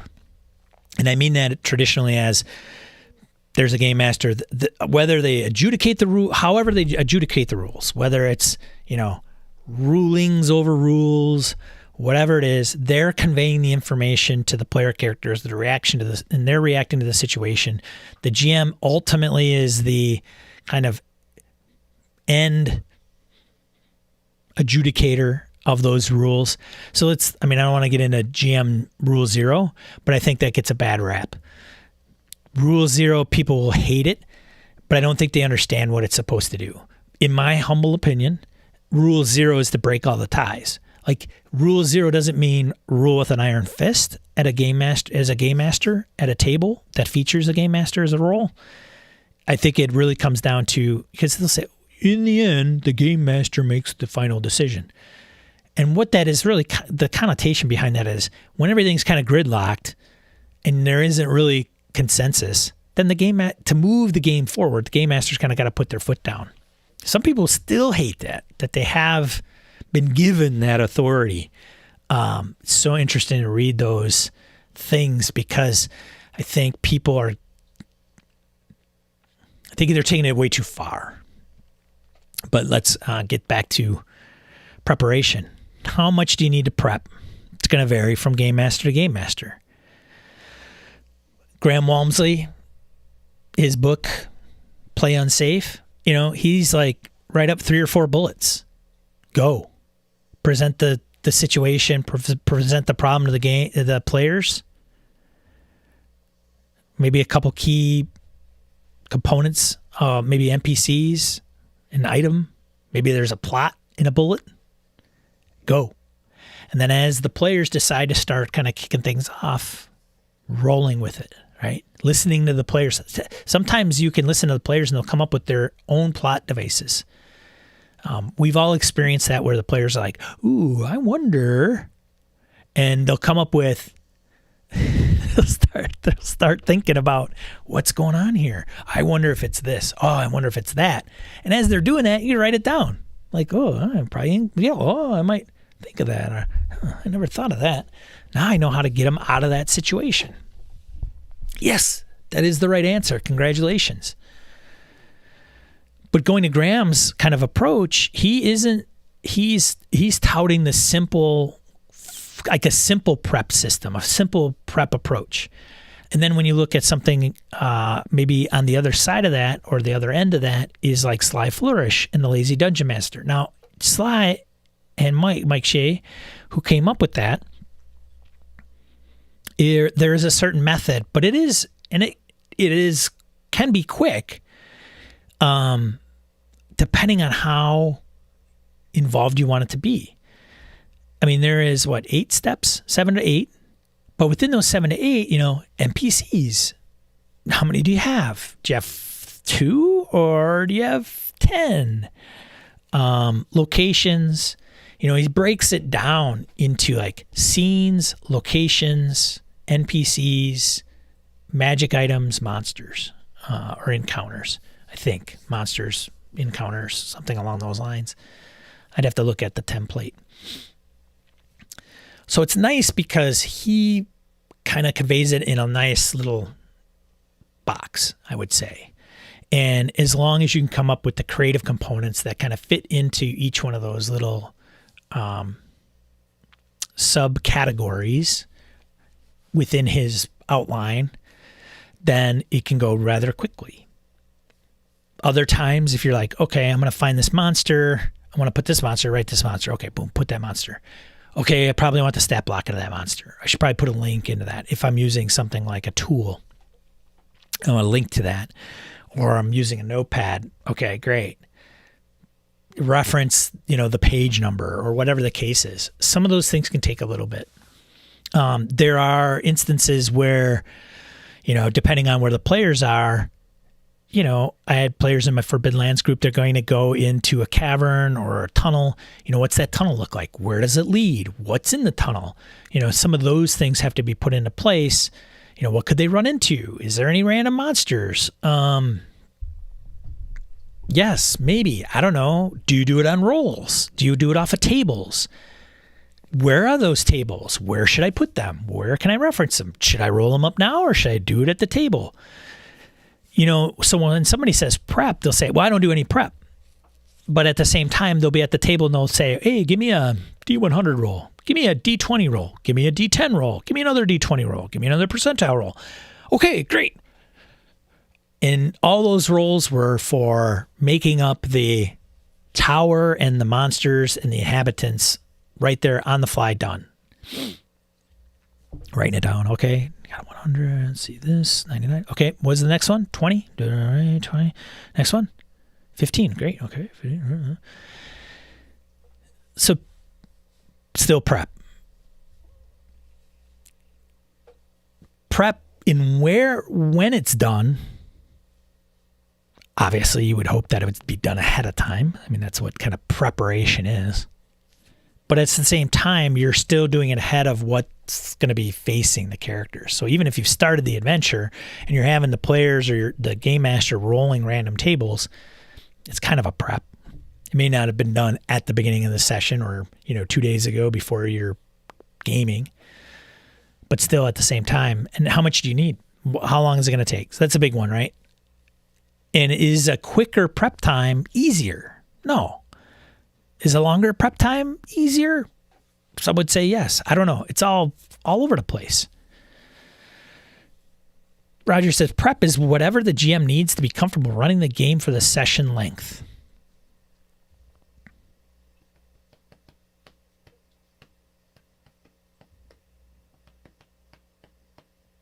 Yeah.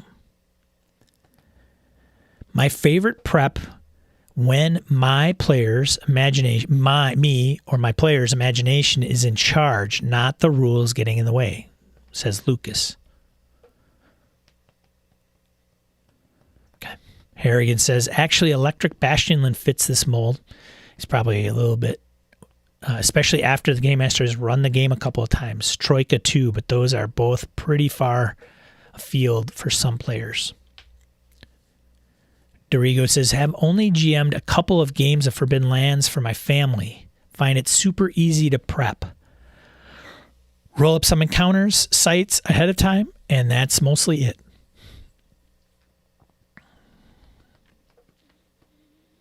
Can you present on the fly if something doesn't align with your intentions? Can you present on the fly? I don't know how. I'm trying to think. I wrote that down. I'm thinking to myself, why did I write that down? Going to preparation, right? Can you present on the fly if something doesn't align with your intentions? I think that's if you're doing a linear adventure or you have something that's coming up,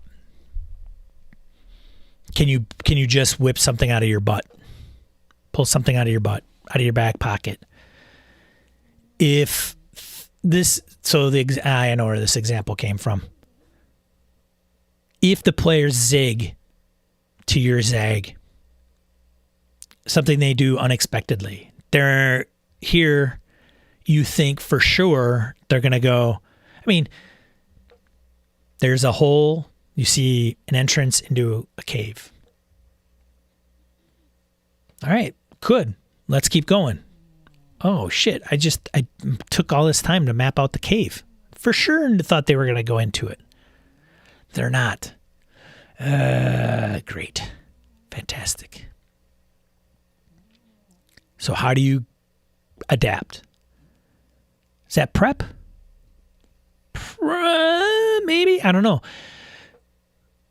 I would say it is if you think, okay, I'm going to prep. There's the cave. They could go down to the cave. They could skip the cave. What if they skip the cave? Well, if they skip the cave, then they're going to go down the road, or I don't know. Somebody comes along.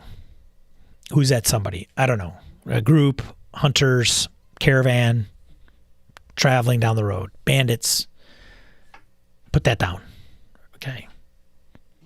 Now, that isn't it could, sometimes we get into the if this then type of conditional statements of adventure design. But with the bandit piece, I mean, they could come whether the characters go in the cave or not. So sometimes we'll get into, if they don't go out this route, then this thing will happen, or this option will present itself. So if that option presents itself, what do I need to have prepped?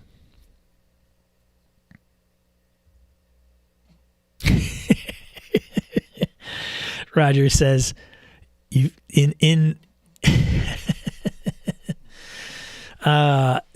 so to counteract that, we don't go into a cave. He says you fall through the ground and into a vast cave complex. It's one way to do it. Roger's running a game? Let's see. Good to know. Hey, Raj, thanks for the opportunity to play in your game. I'm going to pass. Just kidding. Rodelic says, are we talking prep for campaign, multi-session, or prep for a one-shot? That is a very good question. I did not stipulate. So that's another thing with prep. So like, what is the scale? Now, I would say, Rodelic,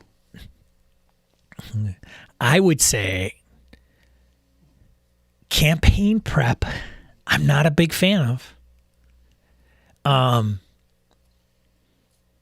Because we don't run the campaign. We run the session. It becomes a campaign, right? Multiple sessions become the campaign. Now, and I know I'm being a little pedantic, and, I understand where you're going, but I think that's another, I think it's not a trap, a pitfall that we fall into as game masters, or a pit trap. or a trap fall.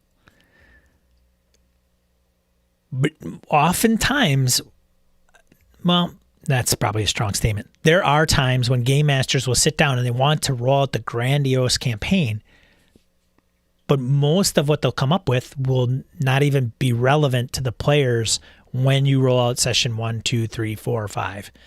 They'll discover it through play.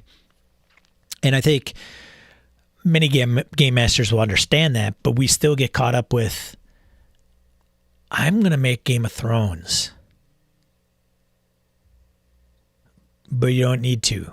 You could just make some people that work for some land baron in the north, and maybe the leaders send you out on stuff to investigate, or you are tired of slogging pig crap everywhere and you want to go and find a better life for you. And maybe then the epic becomes Game of Thrones. You become product whatever that squire was, whatever the we have to be careful of telling our story too much, because let the players do their shit. They'll come up with interesting stuff, I would hope. You could slide in those things that you want to incorporate, right? Like, I want Melisandre I want that person in my setting, my campaign, world. How do I put her in there? And you'll find, set it aside as a note that you could just pick off. I'm going to throw it in. And it may not even be for the session that you think you're going to need her. That's why I think sometimes some of us like the tables, that we love the notes, just jotting ideas, just jotting them down. That's one of the aspects that I'm trying to get more accustomed to, is how do I just come up with these things that I can just pull out at any given time, and then I can throw it in front of the players. And with prep, we don't know when the opportune time is to throw it in front of the players. I don't think. We will know it when we see it. So, for example, in the Forbidden Lands game, they're traveling some more. One of the things that they hope to do is they would like to incorporate some of the things of their player character, right?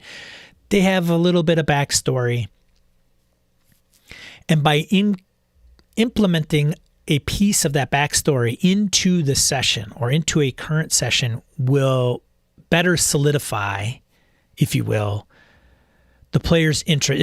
It will immerse themselves into more of the game because there's a connection that they've come up with on their own, the player has, as part of their character. And since there is a bond that is being put into place, I think there's going to be more player investment. And I don't mean as in more necessarily dedication, but there is a more personal attachment to what is going on in the game. So when somebody says, hey, and I haven't touched on maybe two of the players' backgrounds or whatever, and they're going through a cavern and they come to a tower and there's people in the tower, those people could be anybody in my game. Anybody. They could be anybody. They could be bandits. They could be, a farmer and his family that, left their community for whatever reason. Maybe the crop was bad and they're out and they decided to find shelter, and this tower was sitting there. So they moved, they kind of went into the get out of the elements into the tower. And then once the elements, it's not done raining, snowing, whatever, and they go on to the next, or they settle down into that tower. Could have been anything. Could be bad guy keep, yeah, I love this tower and I'm going to, stake a claim. Could be anything. Now, I could also choose it to be meaningful to the player characters on who might be in there, which ends up being one of the player characters. Wayne's he hears a familiar voice, and he identifies one of the individuals that's in that tower, and it comes from his background, and he's not very fond of that individual. So he's found a person in his background that he would love to confront.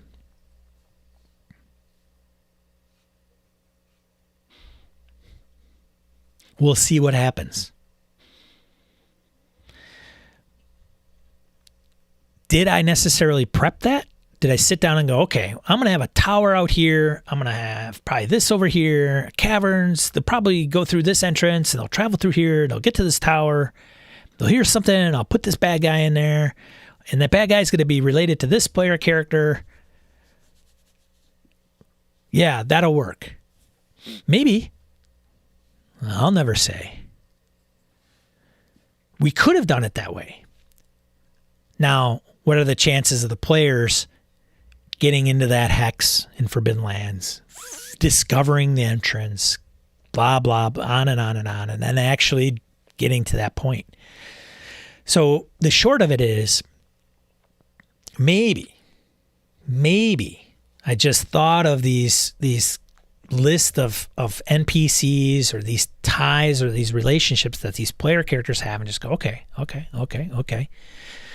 And when they're adventuring, when would an opportunity present itself where I could slide this in?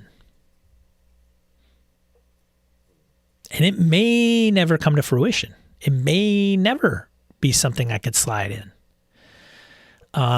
Just because they keep going in this direction. And I know this person's always going to be, over here in the world. But you never know when that person gets pulled over to the other side of the map. So I think with prep, it's names. What's the name of this NPC? Ah, shit. I don't know. The NPC's irrelevant. Yeah. Oh, it's no name NPC? Oh, they're irrelevant? Oh, okay. Oh, wah, wah. Why is the player character or the player latching onto that NPC? I don't know. Who knows? Who the hell knows what players want to do anymore? Wow. Who knows? Players unpredictable, irrational. Who knows? They do all kinds of goofy stuff that we don't anticipate. That's the beauty. That's the beauty of the RPG. We don't know what they're going to do. And hopefully it's going to be just interesting and it's going to turn things. So when we don't know what they're going to do, going to the NPC piece and they're not named. If they're not named, then they may pick up on that and say, oh, they're not important then. Oh, why am I engaging in this thing? But as a game master, we could give them a name, pick it from a list. We didn't prep it. Throw an NPC out there. They go up to the guard, going into the town. Typically, you just walk through the gates. But for whatever reason, one of the player characters wants to talk to the guard. Even though the guard's doing really nothing. He's just standing post in case anything bad happens. Bleh. I go up to the guard. Hey, guard. What's your name? And you're like, oh, shit. Now, typically the player character is going to know that the guard doesn't have any relevance, especially if the GM doesn't even actually bring it up. But sometimes the GM will bring it up just as a setting piece. Like, yep, there's a guard standing there and there's people coming and going from the gate, minding their own business, going about their days, kind of business, whatever they're doing, trading, farming, blah, blah, blah, bringing goods into the village, the community. They got to latch onto the guard because you said guard. Guard doesn't have a name, makes him insignificant. But if the player's going to engage with them, maybe it's making the guard more interesting than just the guard. Now the guard has a name because the guard exists. And if you could bring, Dungeon World's like everything has a name. Because if you do that, then it can look like, yeah, I planned that all along. Sure. It's Joffrey. Joffrey the guard. Hey, see ya, Rodlick. It's Joffrey. Okay. Great. Chances are, if the player character has any small interaction with that guard and knows their name, chances are they're going to interact with that freaking NPC one more time. Even if it's to get information, even if it's to maybe they want to kill him, who knows? Or maybe you as a GM now can use that because the player character was interested in that guard that was nobody. Now you as the GM can use that guard for something. Yeah, you're in the crowd. Remember 3 days ago when you're coming through the village, through the gates? You look over to your right and you see what appears to be that guard, that Joffrey guy maybe. You recognize him, but he's not in uniform. He's not out of uniform. Day off maybe? I don't know. Oh, cool, I guess. And through those interactions and those things, your world starts to become more alive. And the more alive it becomes, the more richer, the more player characters have things to latch on and kind of become a part of. It's a long way about prep, but none of us would have prepped for that guard necessarily. But it just took just a smidgen, just a name. Now Joffrey's taken on Joffrey, yeah, he's got a family. He's got 5 kids, a wife, serves in the king's guard. I wonder what he knows about the king or the king's staff.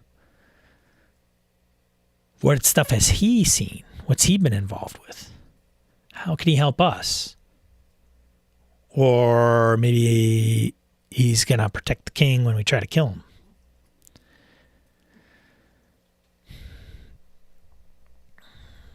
Yep, it was genre. Harrigan. I nixed it.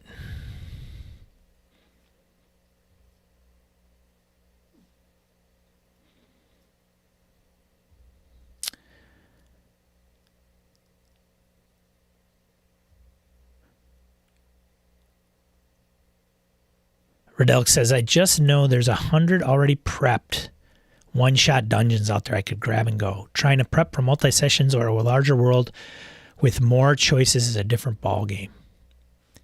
In that case, I don't want to prep. I run a game where it's more story-based and players contribute to the story like a trophy game or dungeon world. But again, that's a more complex system to run and less touchstones for video gamers and board gamers. See you, Harrigan. We run Dungeon World where everyone goes in knowing we are all authors of the world, but maybe we do it wrong, Redelic says. If I don't know what something should be, I ask the players, like an improv class. Toss the role or lore writer around.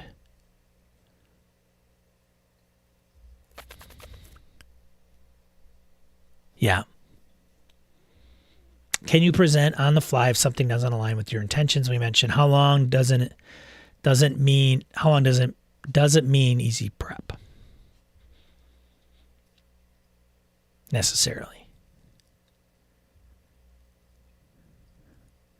I mean, have you ever tried to run a game just like, hey, we want to run a game in like 10 minutes. Can you run a game in 10 minutes? What is the shortest amount of prep time you would feel comfortable with as a game master where you could do one session? One, say 2 hour, 3 hour session. 3 hour session. 2 hour, somebody just say, well, just run combat, take up the whole 2 hours. So probably a 3 to 4 hour session. Could you do it on the fly? Or would you need 10 minutes? Would you need a half hour? And how would you get there?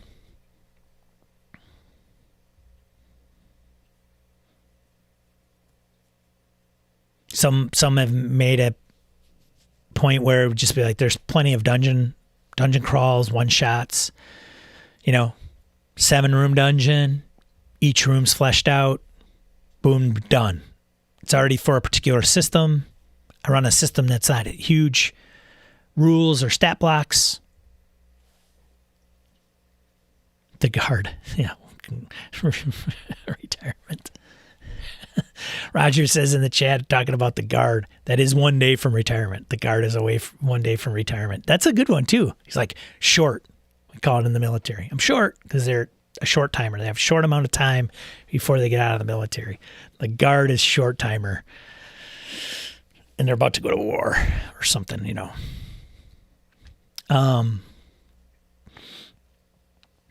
So the original question was easiest genre to run and prep.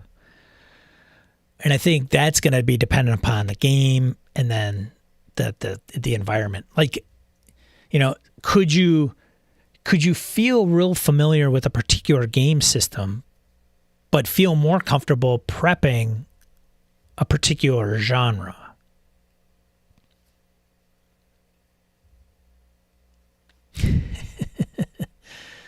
And there is no wrong answer. It's just to understand like what are the components that go into these things. These things are always running through my brain. It really is. I should probably write some of these things down or do a video and record them.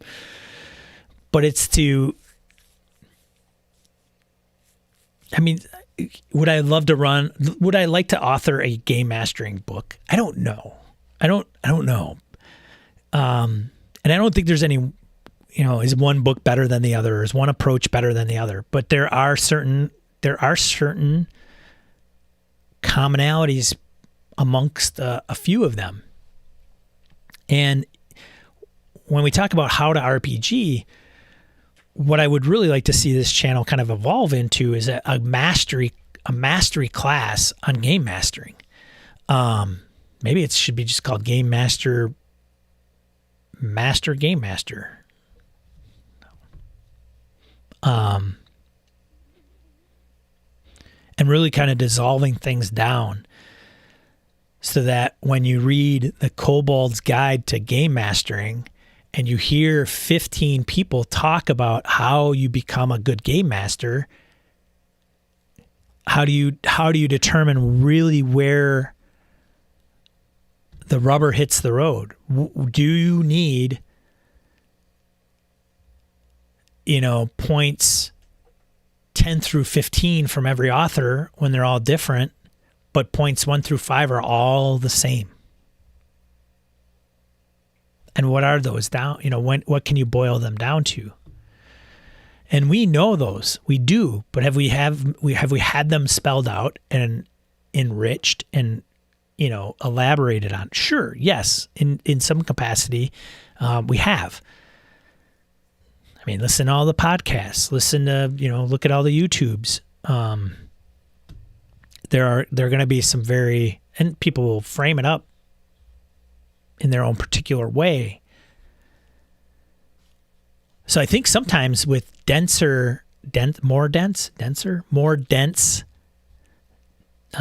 tomes with more density as far as how to game master aren't necessarily bad, but I wonder if they could just be boiled down to some very simple steps or philosophy. The way of the train. Yeah. I'm way off the train now. Like there's no rails in this. Like Forbidden Lands is,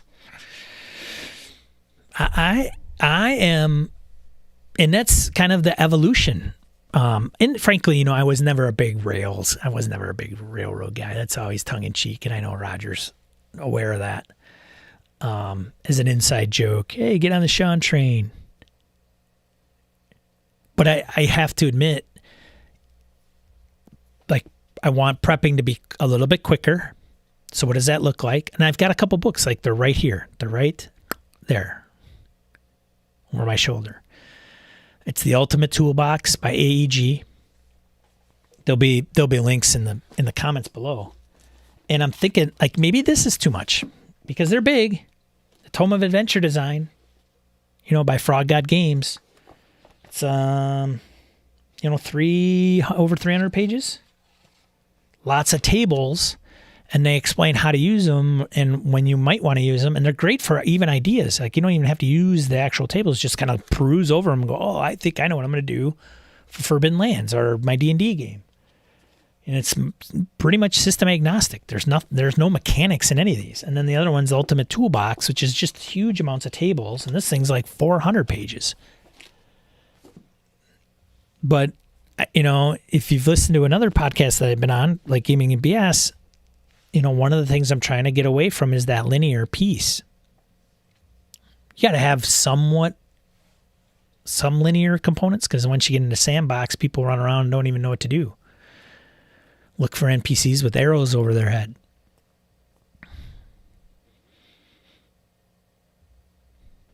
But how do you, as a game master, what makes, like, if you were to picture in your brain the quintessential game master,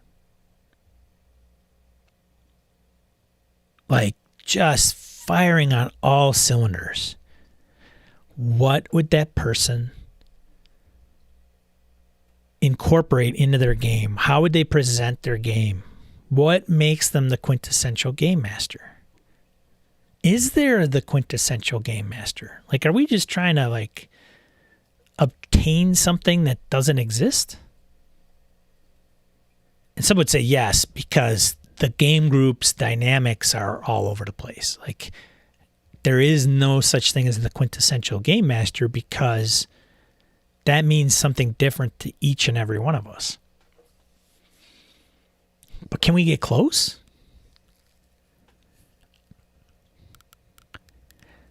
System mastery is a good one. There's a familiarity piece and component that comes with it. And I only say that from my own personal experience, that if I ran a game or ran a scenario, say at a convention, forget about it. Forget about it from Savage Worlds and just your imagination games. I've run that scenario 3 times, I think. And I only do it maybe once a year. It isn't something I run monthly or every 6 months. So I'll have to brush up on who the player characters are. So that one is like a one shot. You buy it for, I think it's pay what you want, honestly. But say you pay $5. It's a compact, all done scenario situation. So the prep is low, because the options that you could throw in front of your players, it's, here's these things that you can kind of incorporate in this road trip in the Las Vegas desert. And here are the 5 player characters. Now, originally, they've redone Forget About It, where originally it was, I think it was 5 player characters, and they all have their names, their mobster names, and they all had one tied to another mobster in the group, just one. And most of them were not positive. I mean, they were all a group of mobsters, right? They're part of the family. But somewhere something's not connecting. Like, for example, one guy lost a ton of money on a bet on a game. His counterpart is rumored to have fixed the game that he lost the money on. So there's a point of contention, right? So each individual has a point of contention amongst another player character. And they're driving down the road. With the most recent iteration, okay, that Eric came up with, Lamoureux, they I think provided some more. They put up the bumpers a little bit to help game masters kind of go through it. I liked, like, here's the player characters, here's their connections, here's some things that could happen, go. And it was short, brief. They got a little bit more elaborate when they revised it for the anniversary. I think it's been out, I don't know how long, 5 years? It's been a little while now. So they redid it, rewrote it.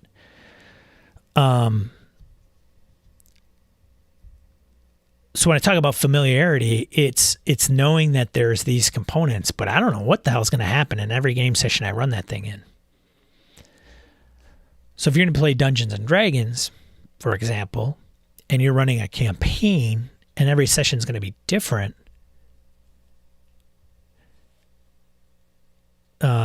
I don't know. I don't know if you can obtain the level of being a quintessential game master when every session is going to be different. So another example I could probably boil it down to is public speaking. If a person gives a speech, like comedians, same thing. Like if you're going to go and talk in front of a bunch of people and it's on a particular topic, typically that's going to be the same whether I talk here online or I talk, and it's the same topic and I go over here, or, go to a conference and I talk about it here. I go to another conference, like the same word tracks are going to come up, the same PowerPoint, same windows. Like it's going to be, now it'll be natural. Good public speakers won't run it off a quote unquote script. Like same with comedians, right? They're not reading the script, but they've gone through their shtick so many times that they know the deal. They know when to pause. They know when not to. But if you've seen a comedian in a club in California and you go to New York and see the same comedian and it's in a certain time frame, it's probably the same material.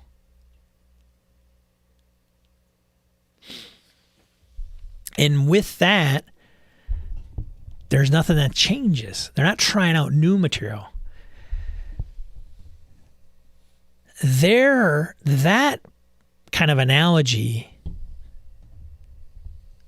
with comparing it to role-playing games would be if you have a heckler that changes things. How does the comedian adapt to that? So I think that when you talk about a quintessential GM, God, that's going to be the name of the book right there. It's the title. Quintessential Game Master. Done. I better find out if somebody's written that. And if they have, I better read it.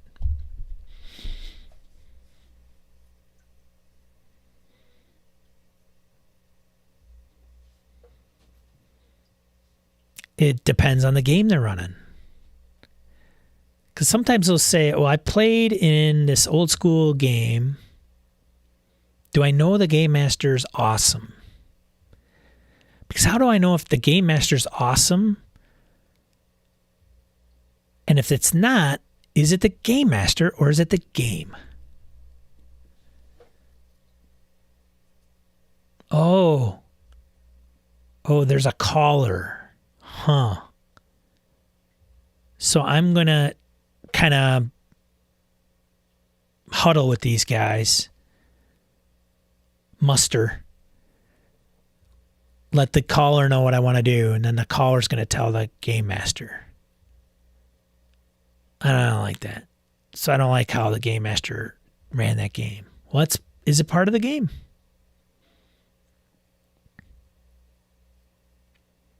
I've been corrupted away from my train. The quintessential books, yeah. Actually, wasn't it the essential? The Thief, Essential Thief. Was it the essential? It was the essential books, wasn't it? I don't know, Roger. I mean, this stuff's like keeping me up. That's why I want to do this channel. Well, where's the video, Sean? I know. They're coming. Well, one of the things that I wanted to do was play the games to determine what makes them different to run, how to role play, how to RPG is, you run Simba Room or you run Forbidden Lands. And I mentioned this last time about Forbidden Lands. There's some things I think that there's some pitfalls that game masters can run into if they say, hey, I think they start out in a stronghold in a town and then they could do this and they'll build up and they can go out or session 0. And it's like, no, you can do it. Nothing saying you can't, but there's probably some things you haven't considered because you haven't run the game yet. So watch this video and then, go with it. Rodelic says, we used to every year at Gen Con, priority number 1, get into the Conan D20 game with a woman who ran it. She had figures, terrain. She was a biker chick, totally on brand. Okay. I'm guessing she was a good GM. Might have... Story ran from year to year, he continues. She was funny, engaging, good adventures. Quintessential. Yeah. So Rodelic, that's how Rodelic defines the quintessential game master. And that's a good point. There are things that a game master will do that has nothing to do with the game or mechanics. It's the energy they bring to the game. The energy they bring to the game. Now, that could scare the hell out of players. Like players sometimes were pretty low key. We don't want the all right, you guys ready to rumble? Yeah! Great if you're playing Worldwide Wrestling. It might be game to game. Maybe it's the quintessential D&D Dungeon Master. The whole series. Maybe essays. Essays. So when we talk about the essays from something like this, right? Like contributing to keeper tips, collected wisdom, and running games for Call of Cthulhu, maybe it's the quintessential series for game masters of specific games or genre. That's not probably a bad way to take things. There's going to be some overlapping themes, right? Did they know the rules? Like, there's some kind of no-brainers about the quintessential GM. But I don't know. Does a GM need to know all the rules? Like, I'm a terrible rules lawyer, rules guy, because it's just way overwhelming. I don't have the brain capacity. I don't have a big gulp brain. This is not the 128 ouncer. Like, this is 12 ounces. Put 12 ounces in there, everything else just pours out and is gone. And I know some games, like my buddy Doc, he's a great connoisseur of the D&D 5e game. Actually, he is a great connoisseur of whatever the game is that is on the table at that point in time. Specifically, his go-tos would be the evolution of, when it was 3.0, Doc knew all of it. 4th edition, right? Pathfinder, 5e. Like, he would know all those rule systems. Yeah.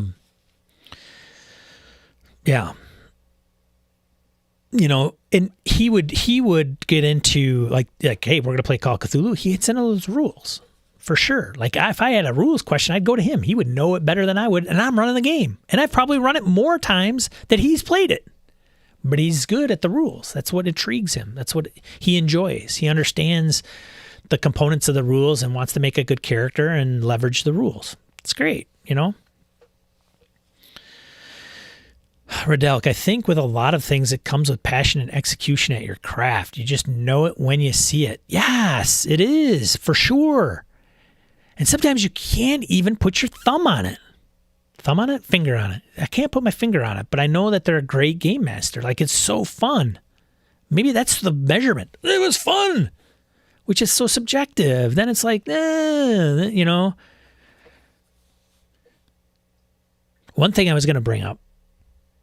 Mongoose Quintessential series. Yeah, was it Quintessential? Quintessential Ranger? Oh, maybe it was.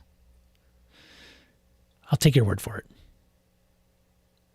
it. Quick Google search reveals no results for Quintessential Game Master.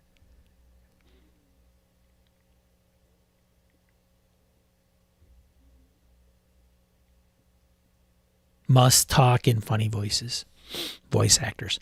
There's something to be said about Critical Role.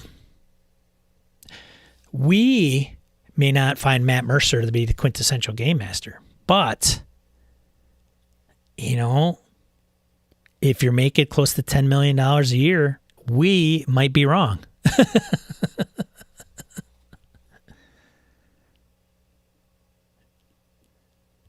Yeah, I should have made this YouTube channel Quintessential Game Master. The quintessential game master. The quintessential GM.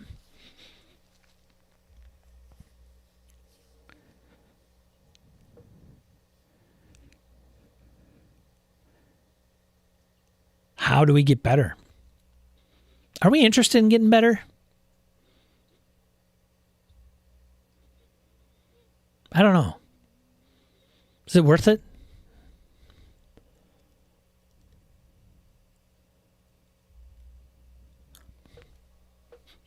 I'm good.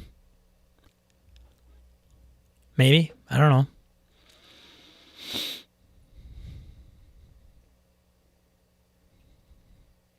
It's like a player in an NBA game. I don't know why. I watch the Michael Jordan documentary. Shit. The movie slips my mind. I'm not a big sports ball anymore. I used to be. But that guy, man, there's like, he's a great player. Never a big Jordan fan anyway, but hey, man, respect where respect is due.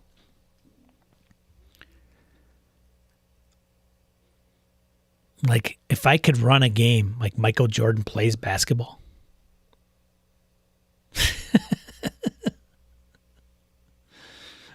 Oh, man. Goat.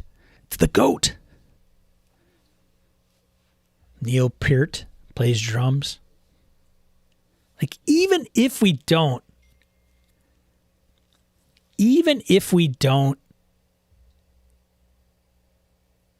like Michael Jordan or Neil Peart, I think many of us understand the respect that they earn based on the achievements and who they are and what they've done and what they've contributed to their area, right?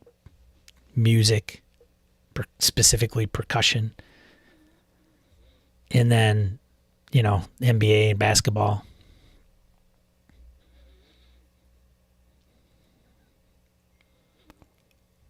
I don't know. I think I'm going to hang it up for the night, for the day. Something to think about. So we talked about this, keeper tips, right? Coming. I'll be getting this. I'll be reading this. Finding what wisdom they share. Probably some common themes, right? Certain perspectives from a lot of different authors and editors. We talked about a new person at the table rolling down the hill. How do you help them overcome the nerves or the newbiness of entering role-playing games? And then lastly is easiest RPG to run and prep for. And no answer. It's hard. How do you prep? What's easy? How do you define that? Well, it's simple. What's simple? Like, is there a method? Like a method? Is it time? Like you can do, 10 minutes and get what you need? Is that ideal for you? If it is, then it's this. I think with social media and role-playing games, there's so many opinions. There's so many absolutes from people. Obviously it's this. And with those absolutes, then things get skewed.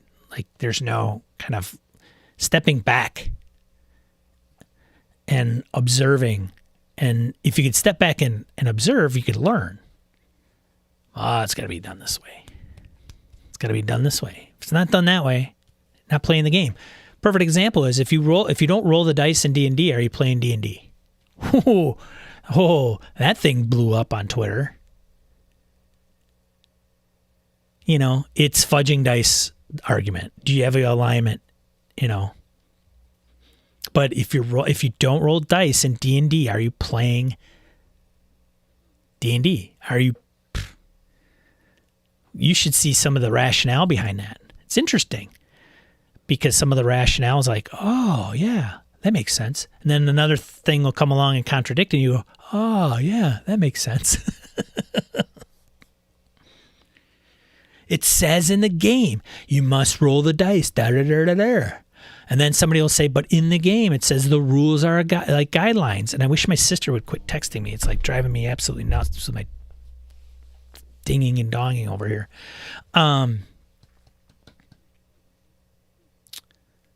So it goes on. Never to be resolved. Only to be discussed on podcasts, YouTube, social circles, discords, forums, on and on till the end of time. But if we didn't have these things, what would we talk about? Be crickets. Dorigo says, having watched both campaigns of Critical Role, I would actually consider Matt Mercer, the quintessential game master. Maybe he doesn't run the game you want to play. He's very good on many levels at what he does. And there's a video of 3 levels XP, 3 levels, 3 XP points. I can't remember the person's name. And he streams too. He's got a lot of followers on YouTube, a lot of subscribers. And he talked about why Matt Mercer is a good game master. And he talks about trust, rules mastery, system mastery, knowledge of the rules, whatever, listening to the player characters, and knowing if the player characters have trust in him, he can get away with more because the players trust what he has to say. And then there's a few other things, like he gets into the role play piece and a few other things. But it wasn't like this long, elaborate list. And a lot of it didn't have to do with like, you got to know this rule or you got to do things this way. It was very much a conglomeration of things. And I think that's some of the stuff we need to understand, because we're going to be like this. Like, you know what it is? We have a fulcrum, right? We have a pyramid sitting on the ground. We have this round, flat table, like right over my shoulder here, right? And you take that round table and you put it on that fulcrum. And that table, right, is kind of, unless you put it right in the center and it's well balanced, it won't stay flat and balanced. That's game mastering. It's not a teeter-totter, right? It's not a freaking teeter-totter fulcrum, right? It's not, well, you go this too much this way, then it doesn't work, right? If you're too much role-playing and voice acting, then you're theater and you're not playing role-playing games and there's no rules. If you get too much into the rules and crunch and you're just getting into the meta, then it's not really role-playing games. Then it's like tactical, miniatures gaming. So you kind of got to come in somewhere in the middle. Now, with role-playing games, it's a round platform with it's sliced up. And if you lean a little bit too far this way, it kind of runs around like this. So when we talk about role-playing and the quintessential game master, it's like a lot of these different factors. And if you lean a little bit too far, then the table kind of goes, and the roundness, the round flat platform will throw you off.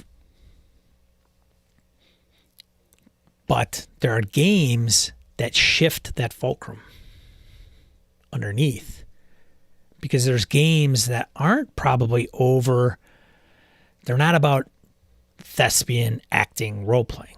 They're more tactical than maybe others. Vice versa. There's some with no game master.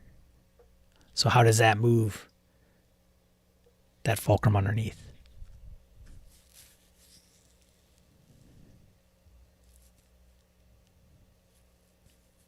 Yeah. So yeah. I'm going to go. If you haven't done so already, do me a favor. Give me a like, because that's what you're supposed to do when you watch a YouTube video. And if you're not doing it, you're a communist. You're not American. And I don't know if I have patience for any of that other stuff. If you're a true patriot, you will subscribe to this channel if you haven't done so already. And if you've subscribed and you want to become a fanatic, you'll actually hit the subscribe button one more time so you can get notifications.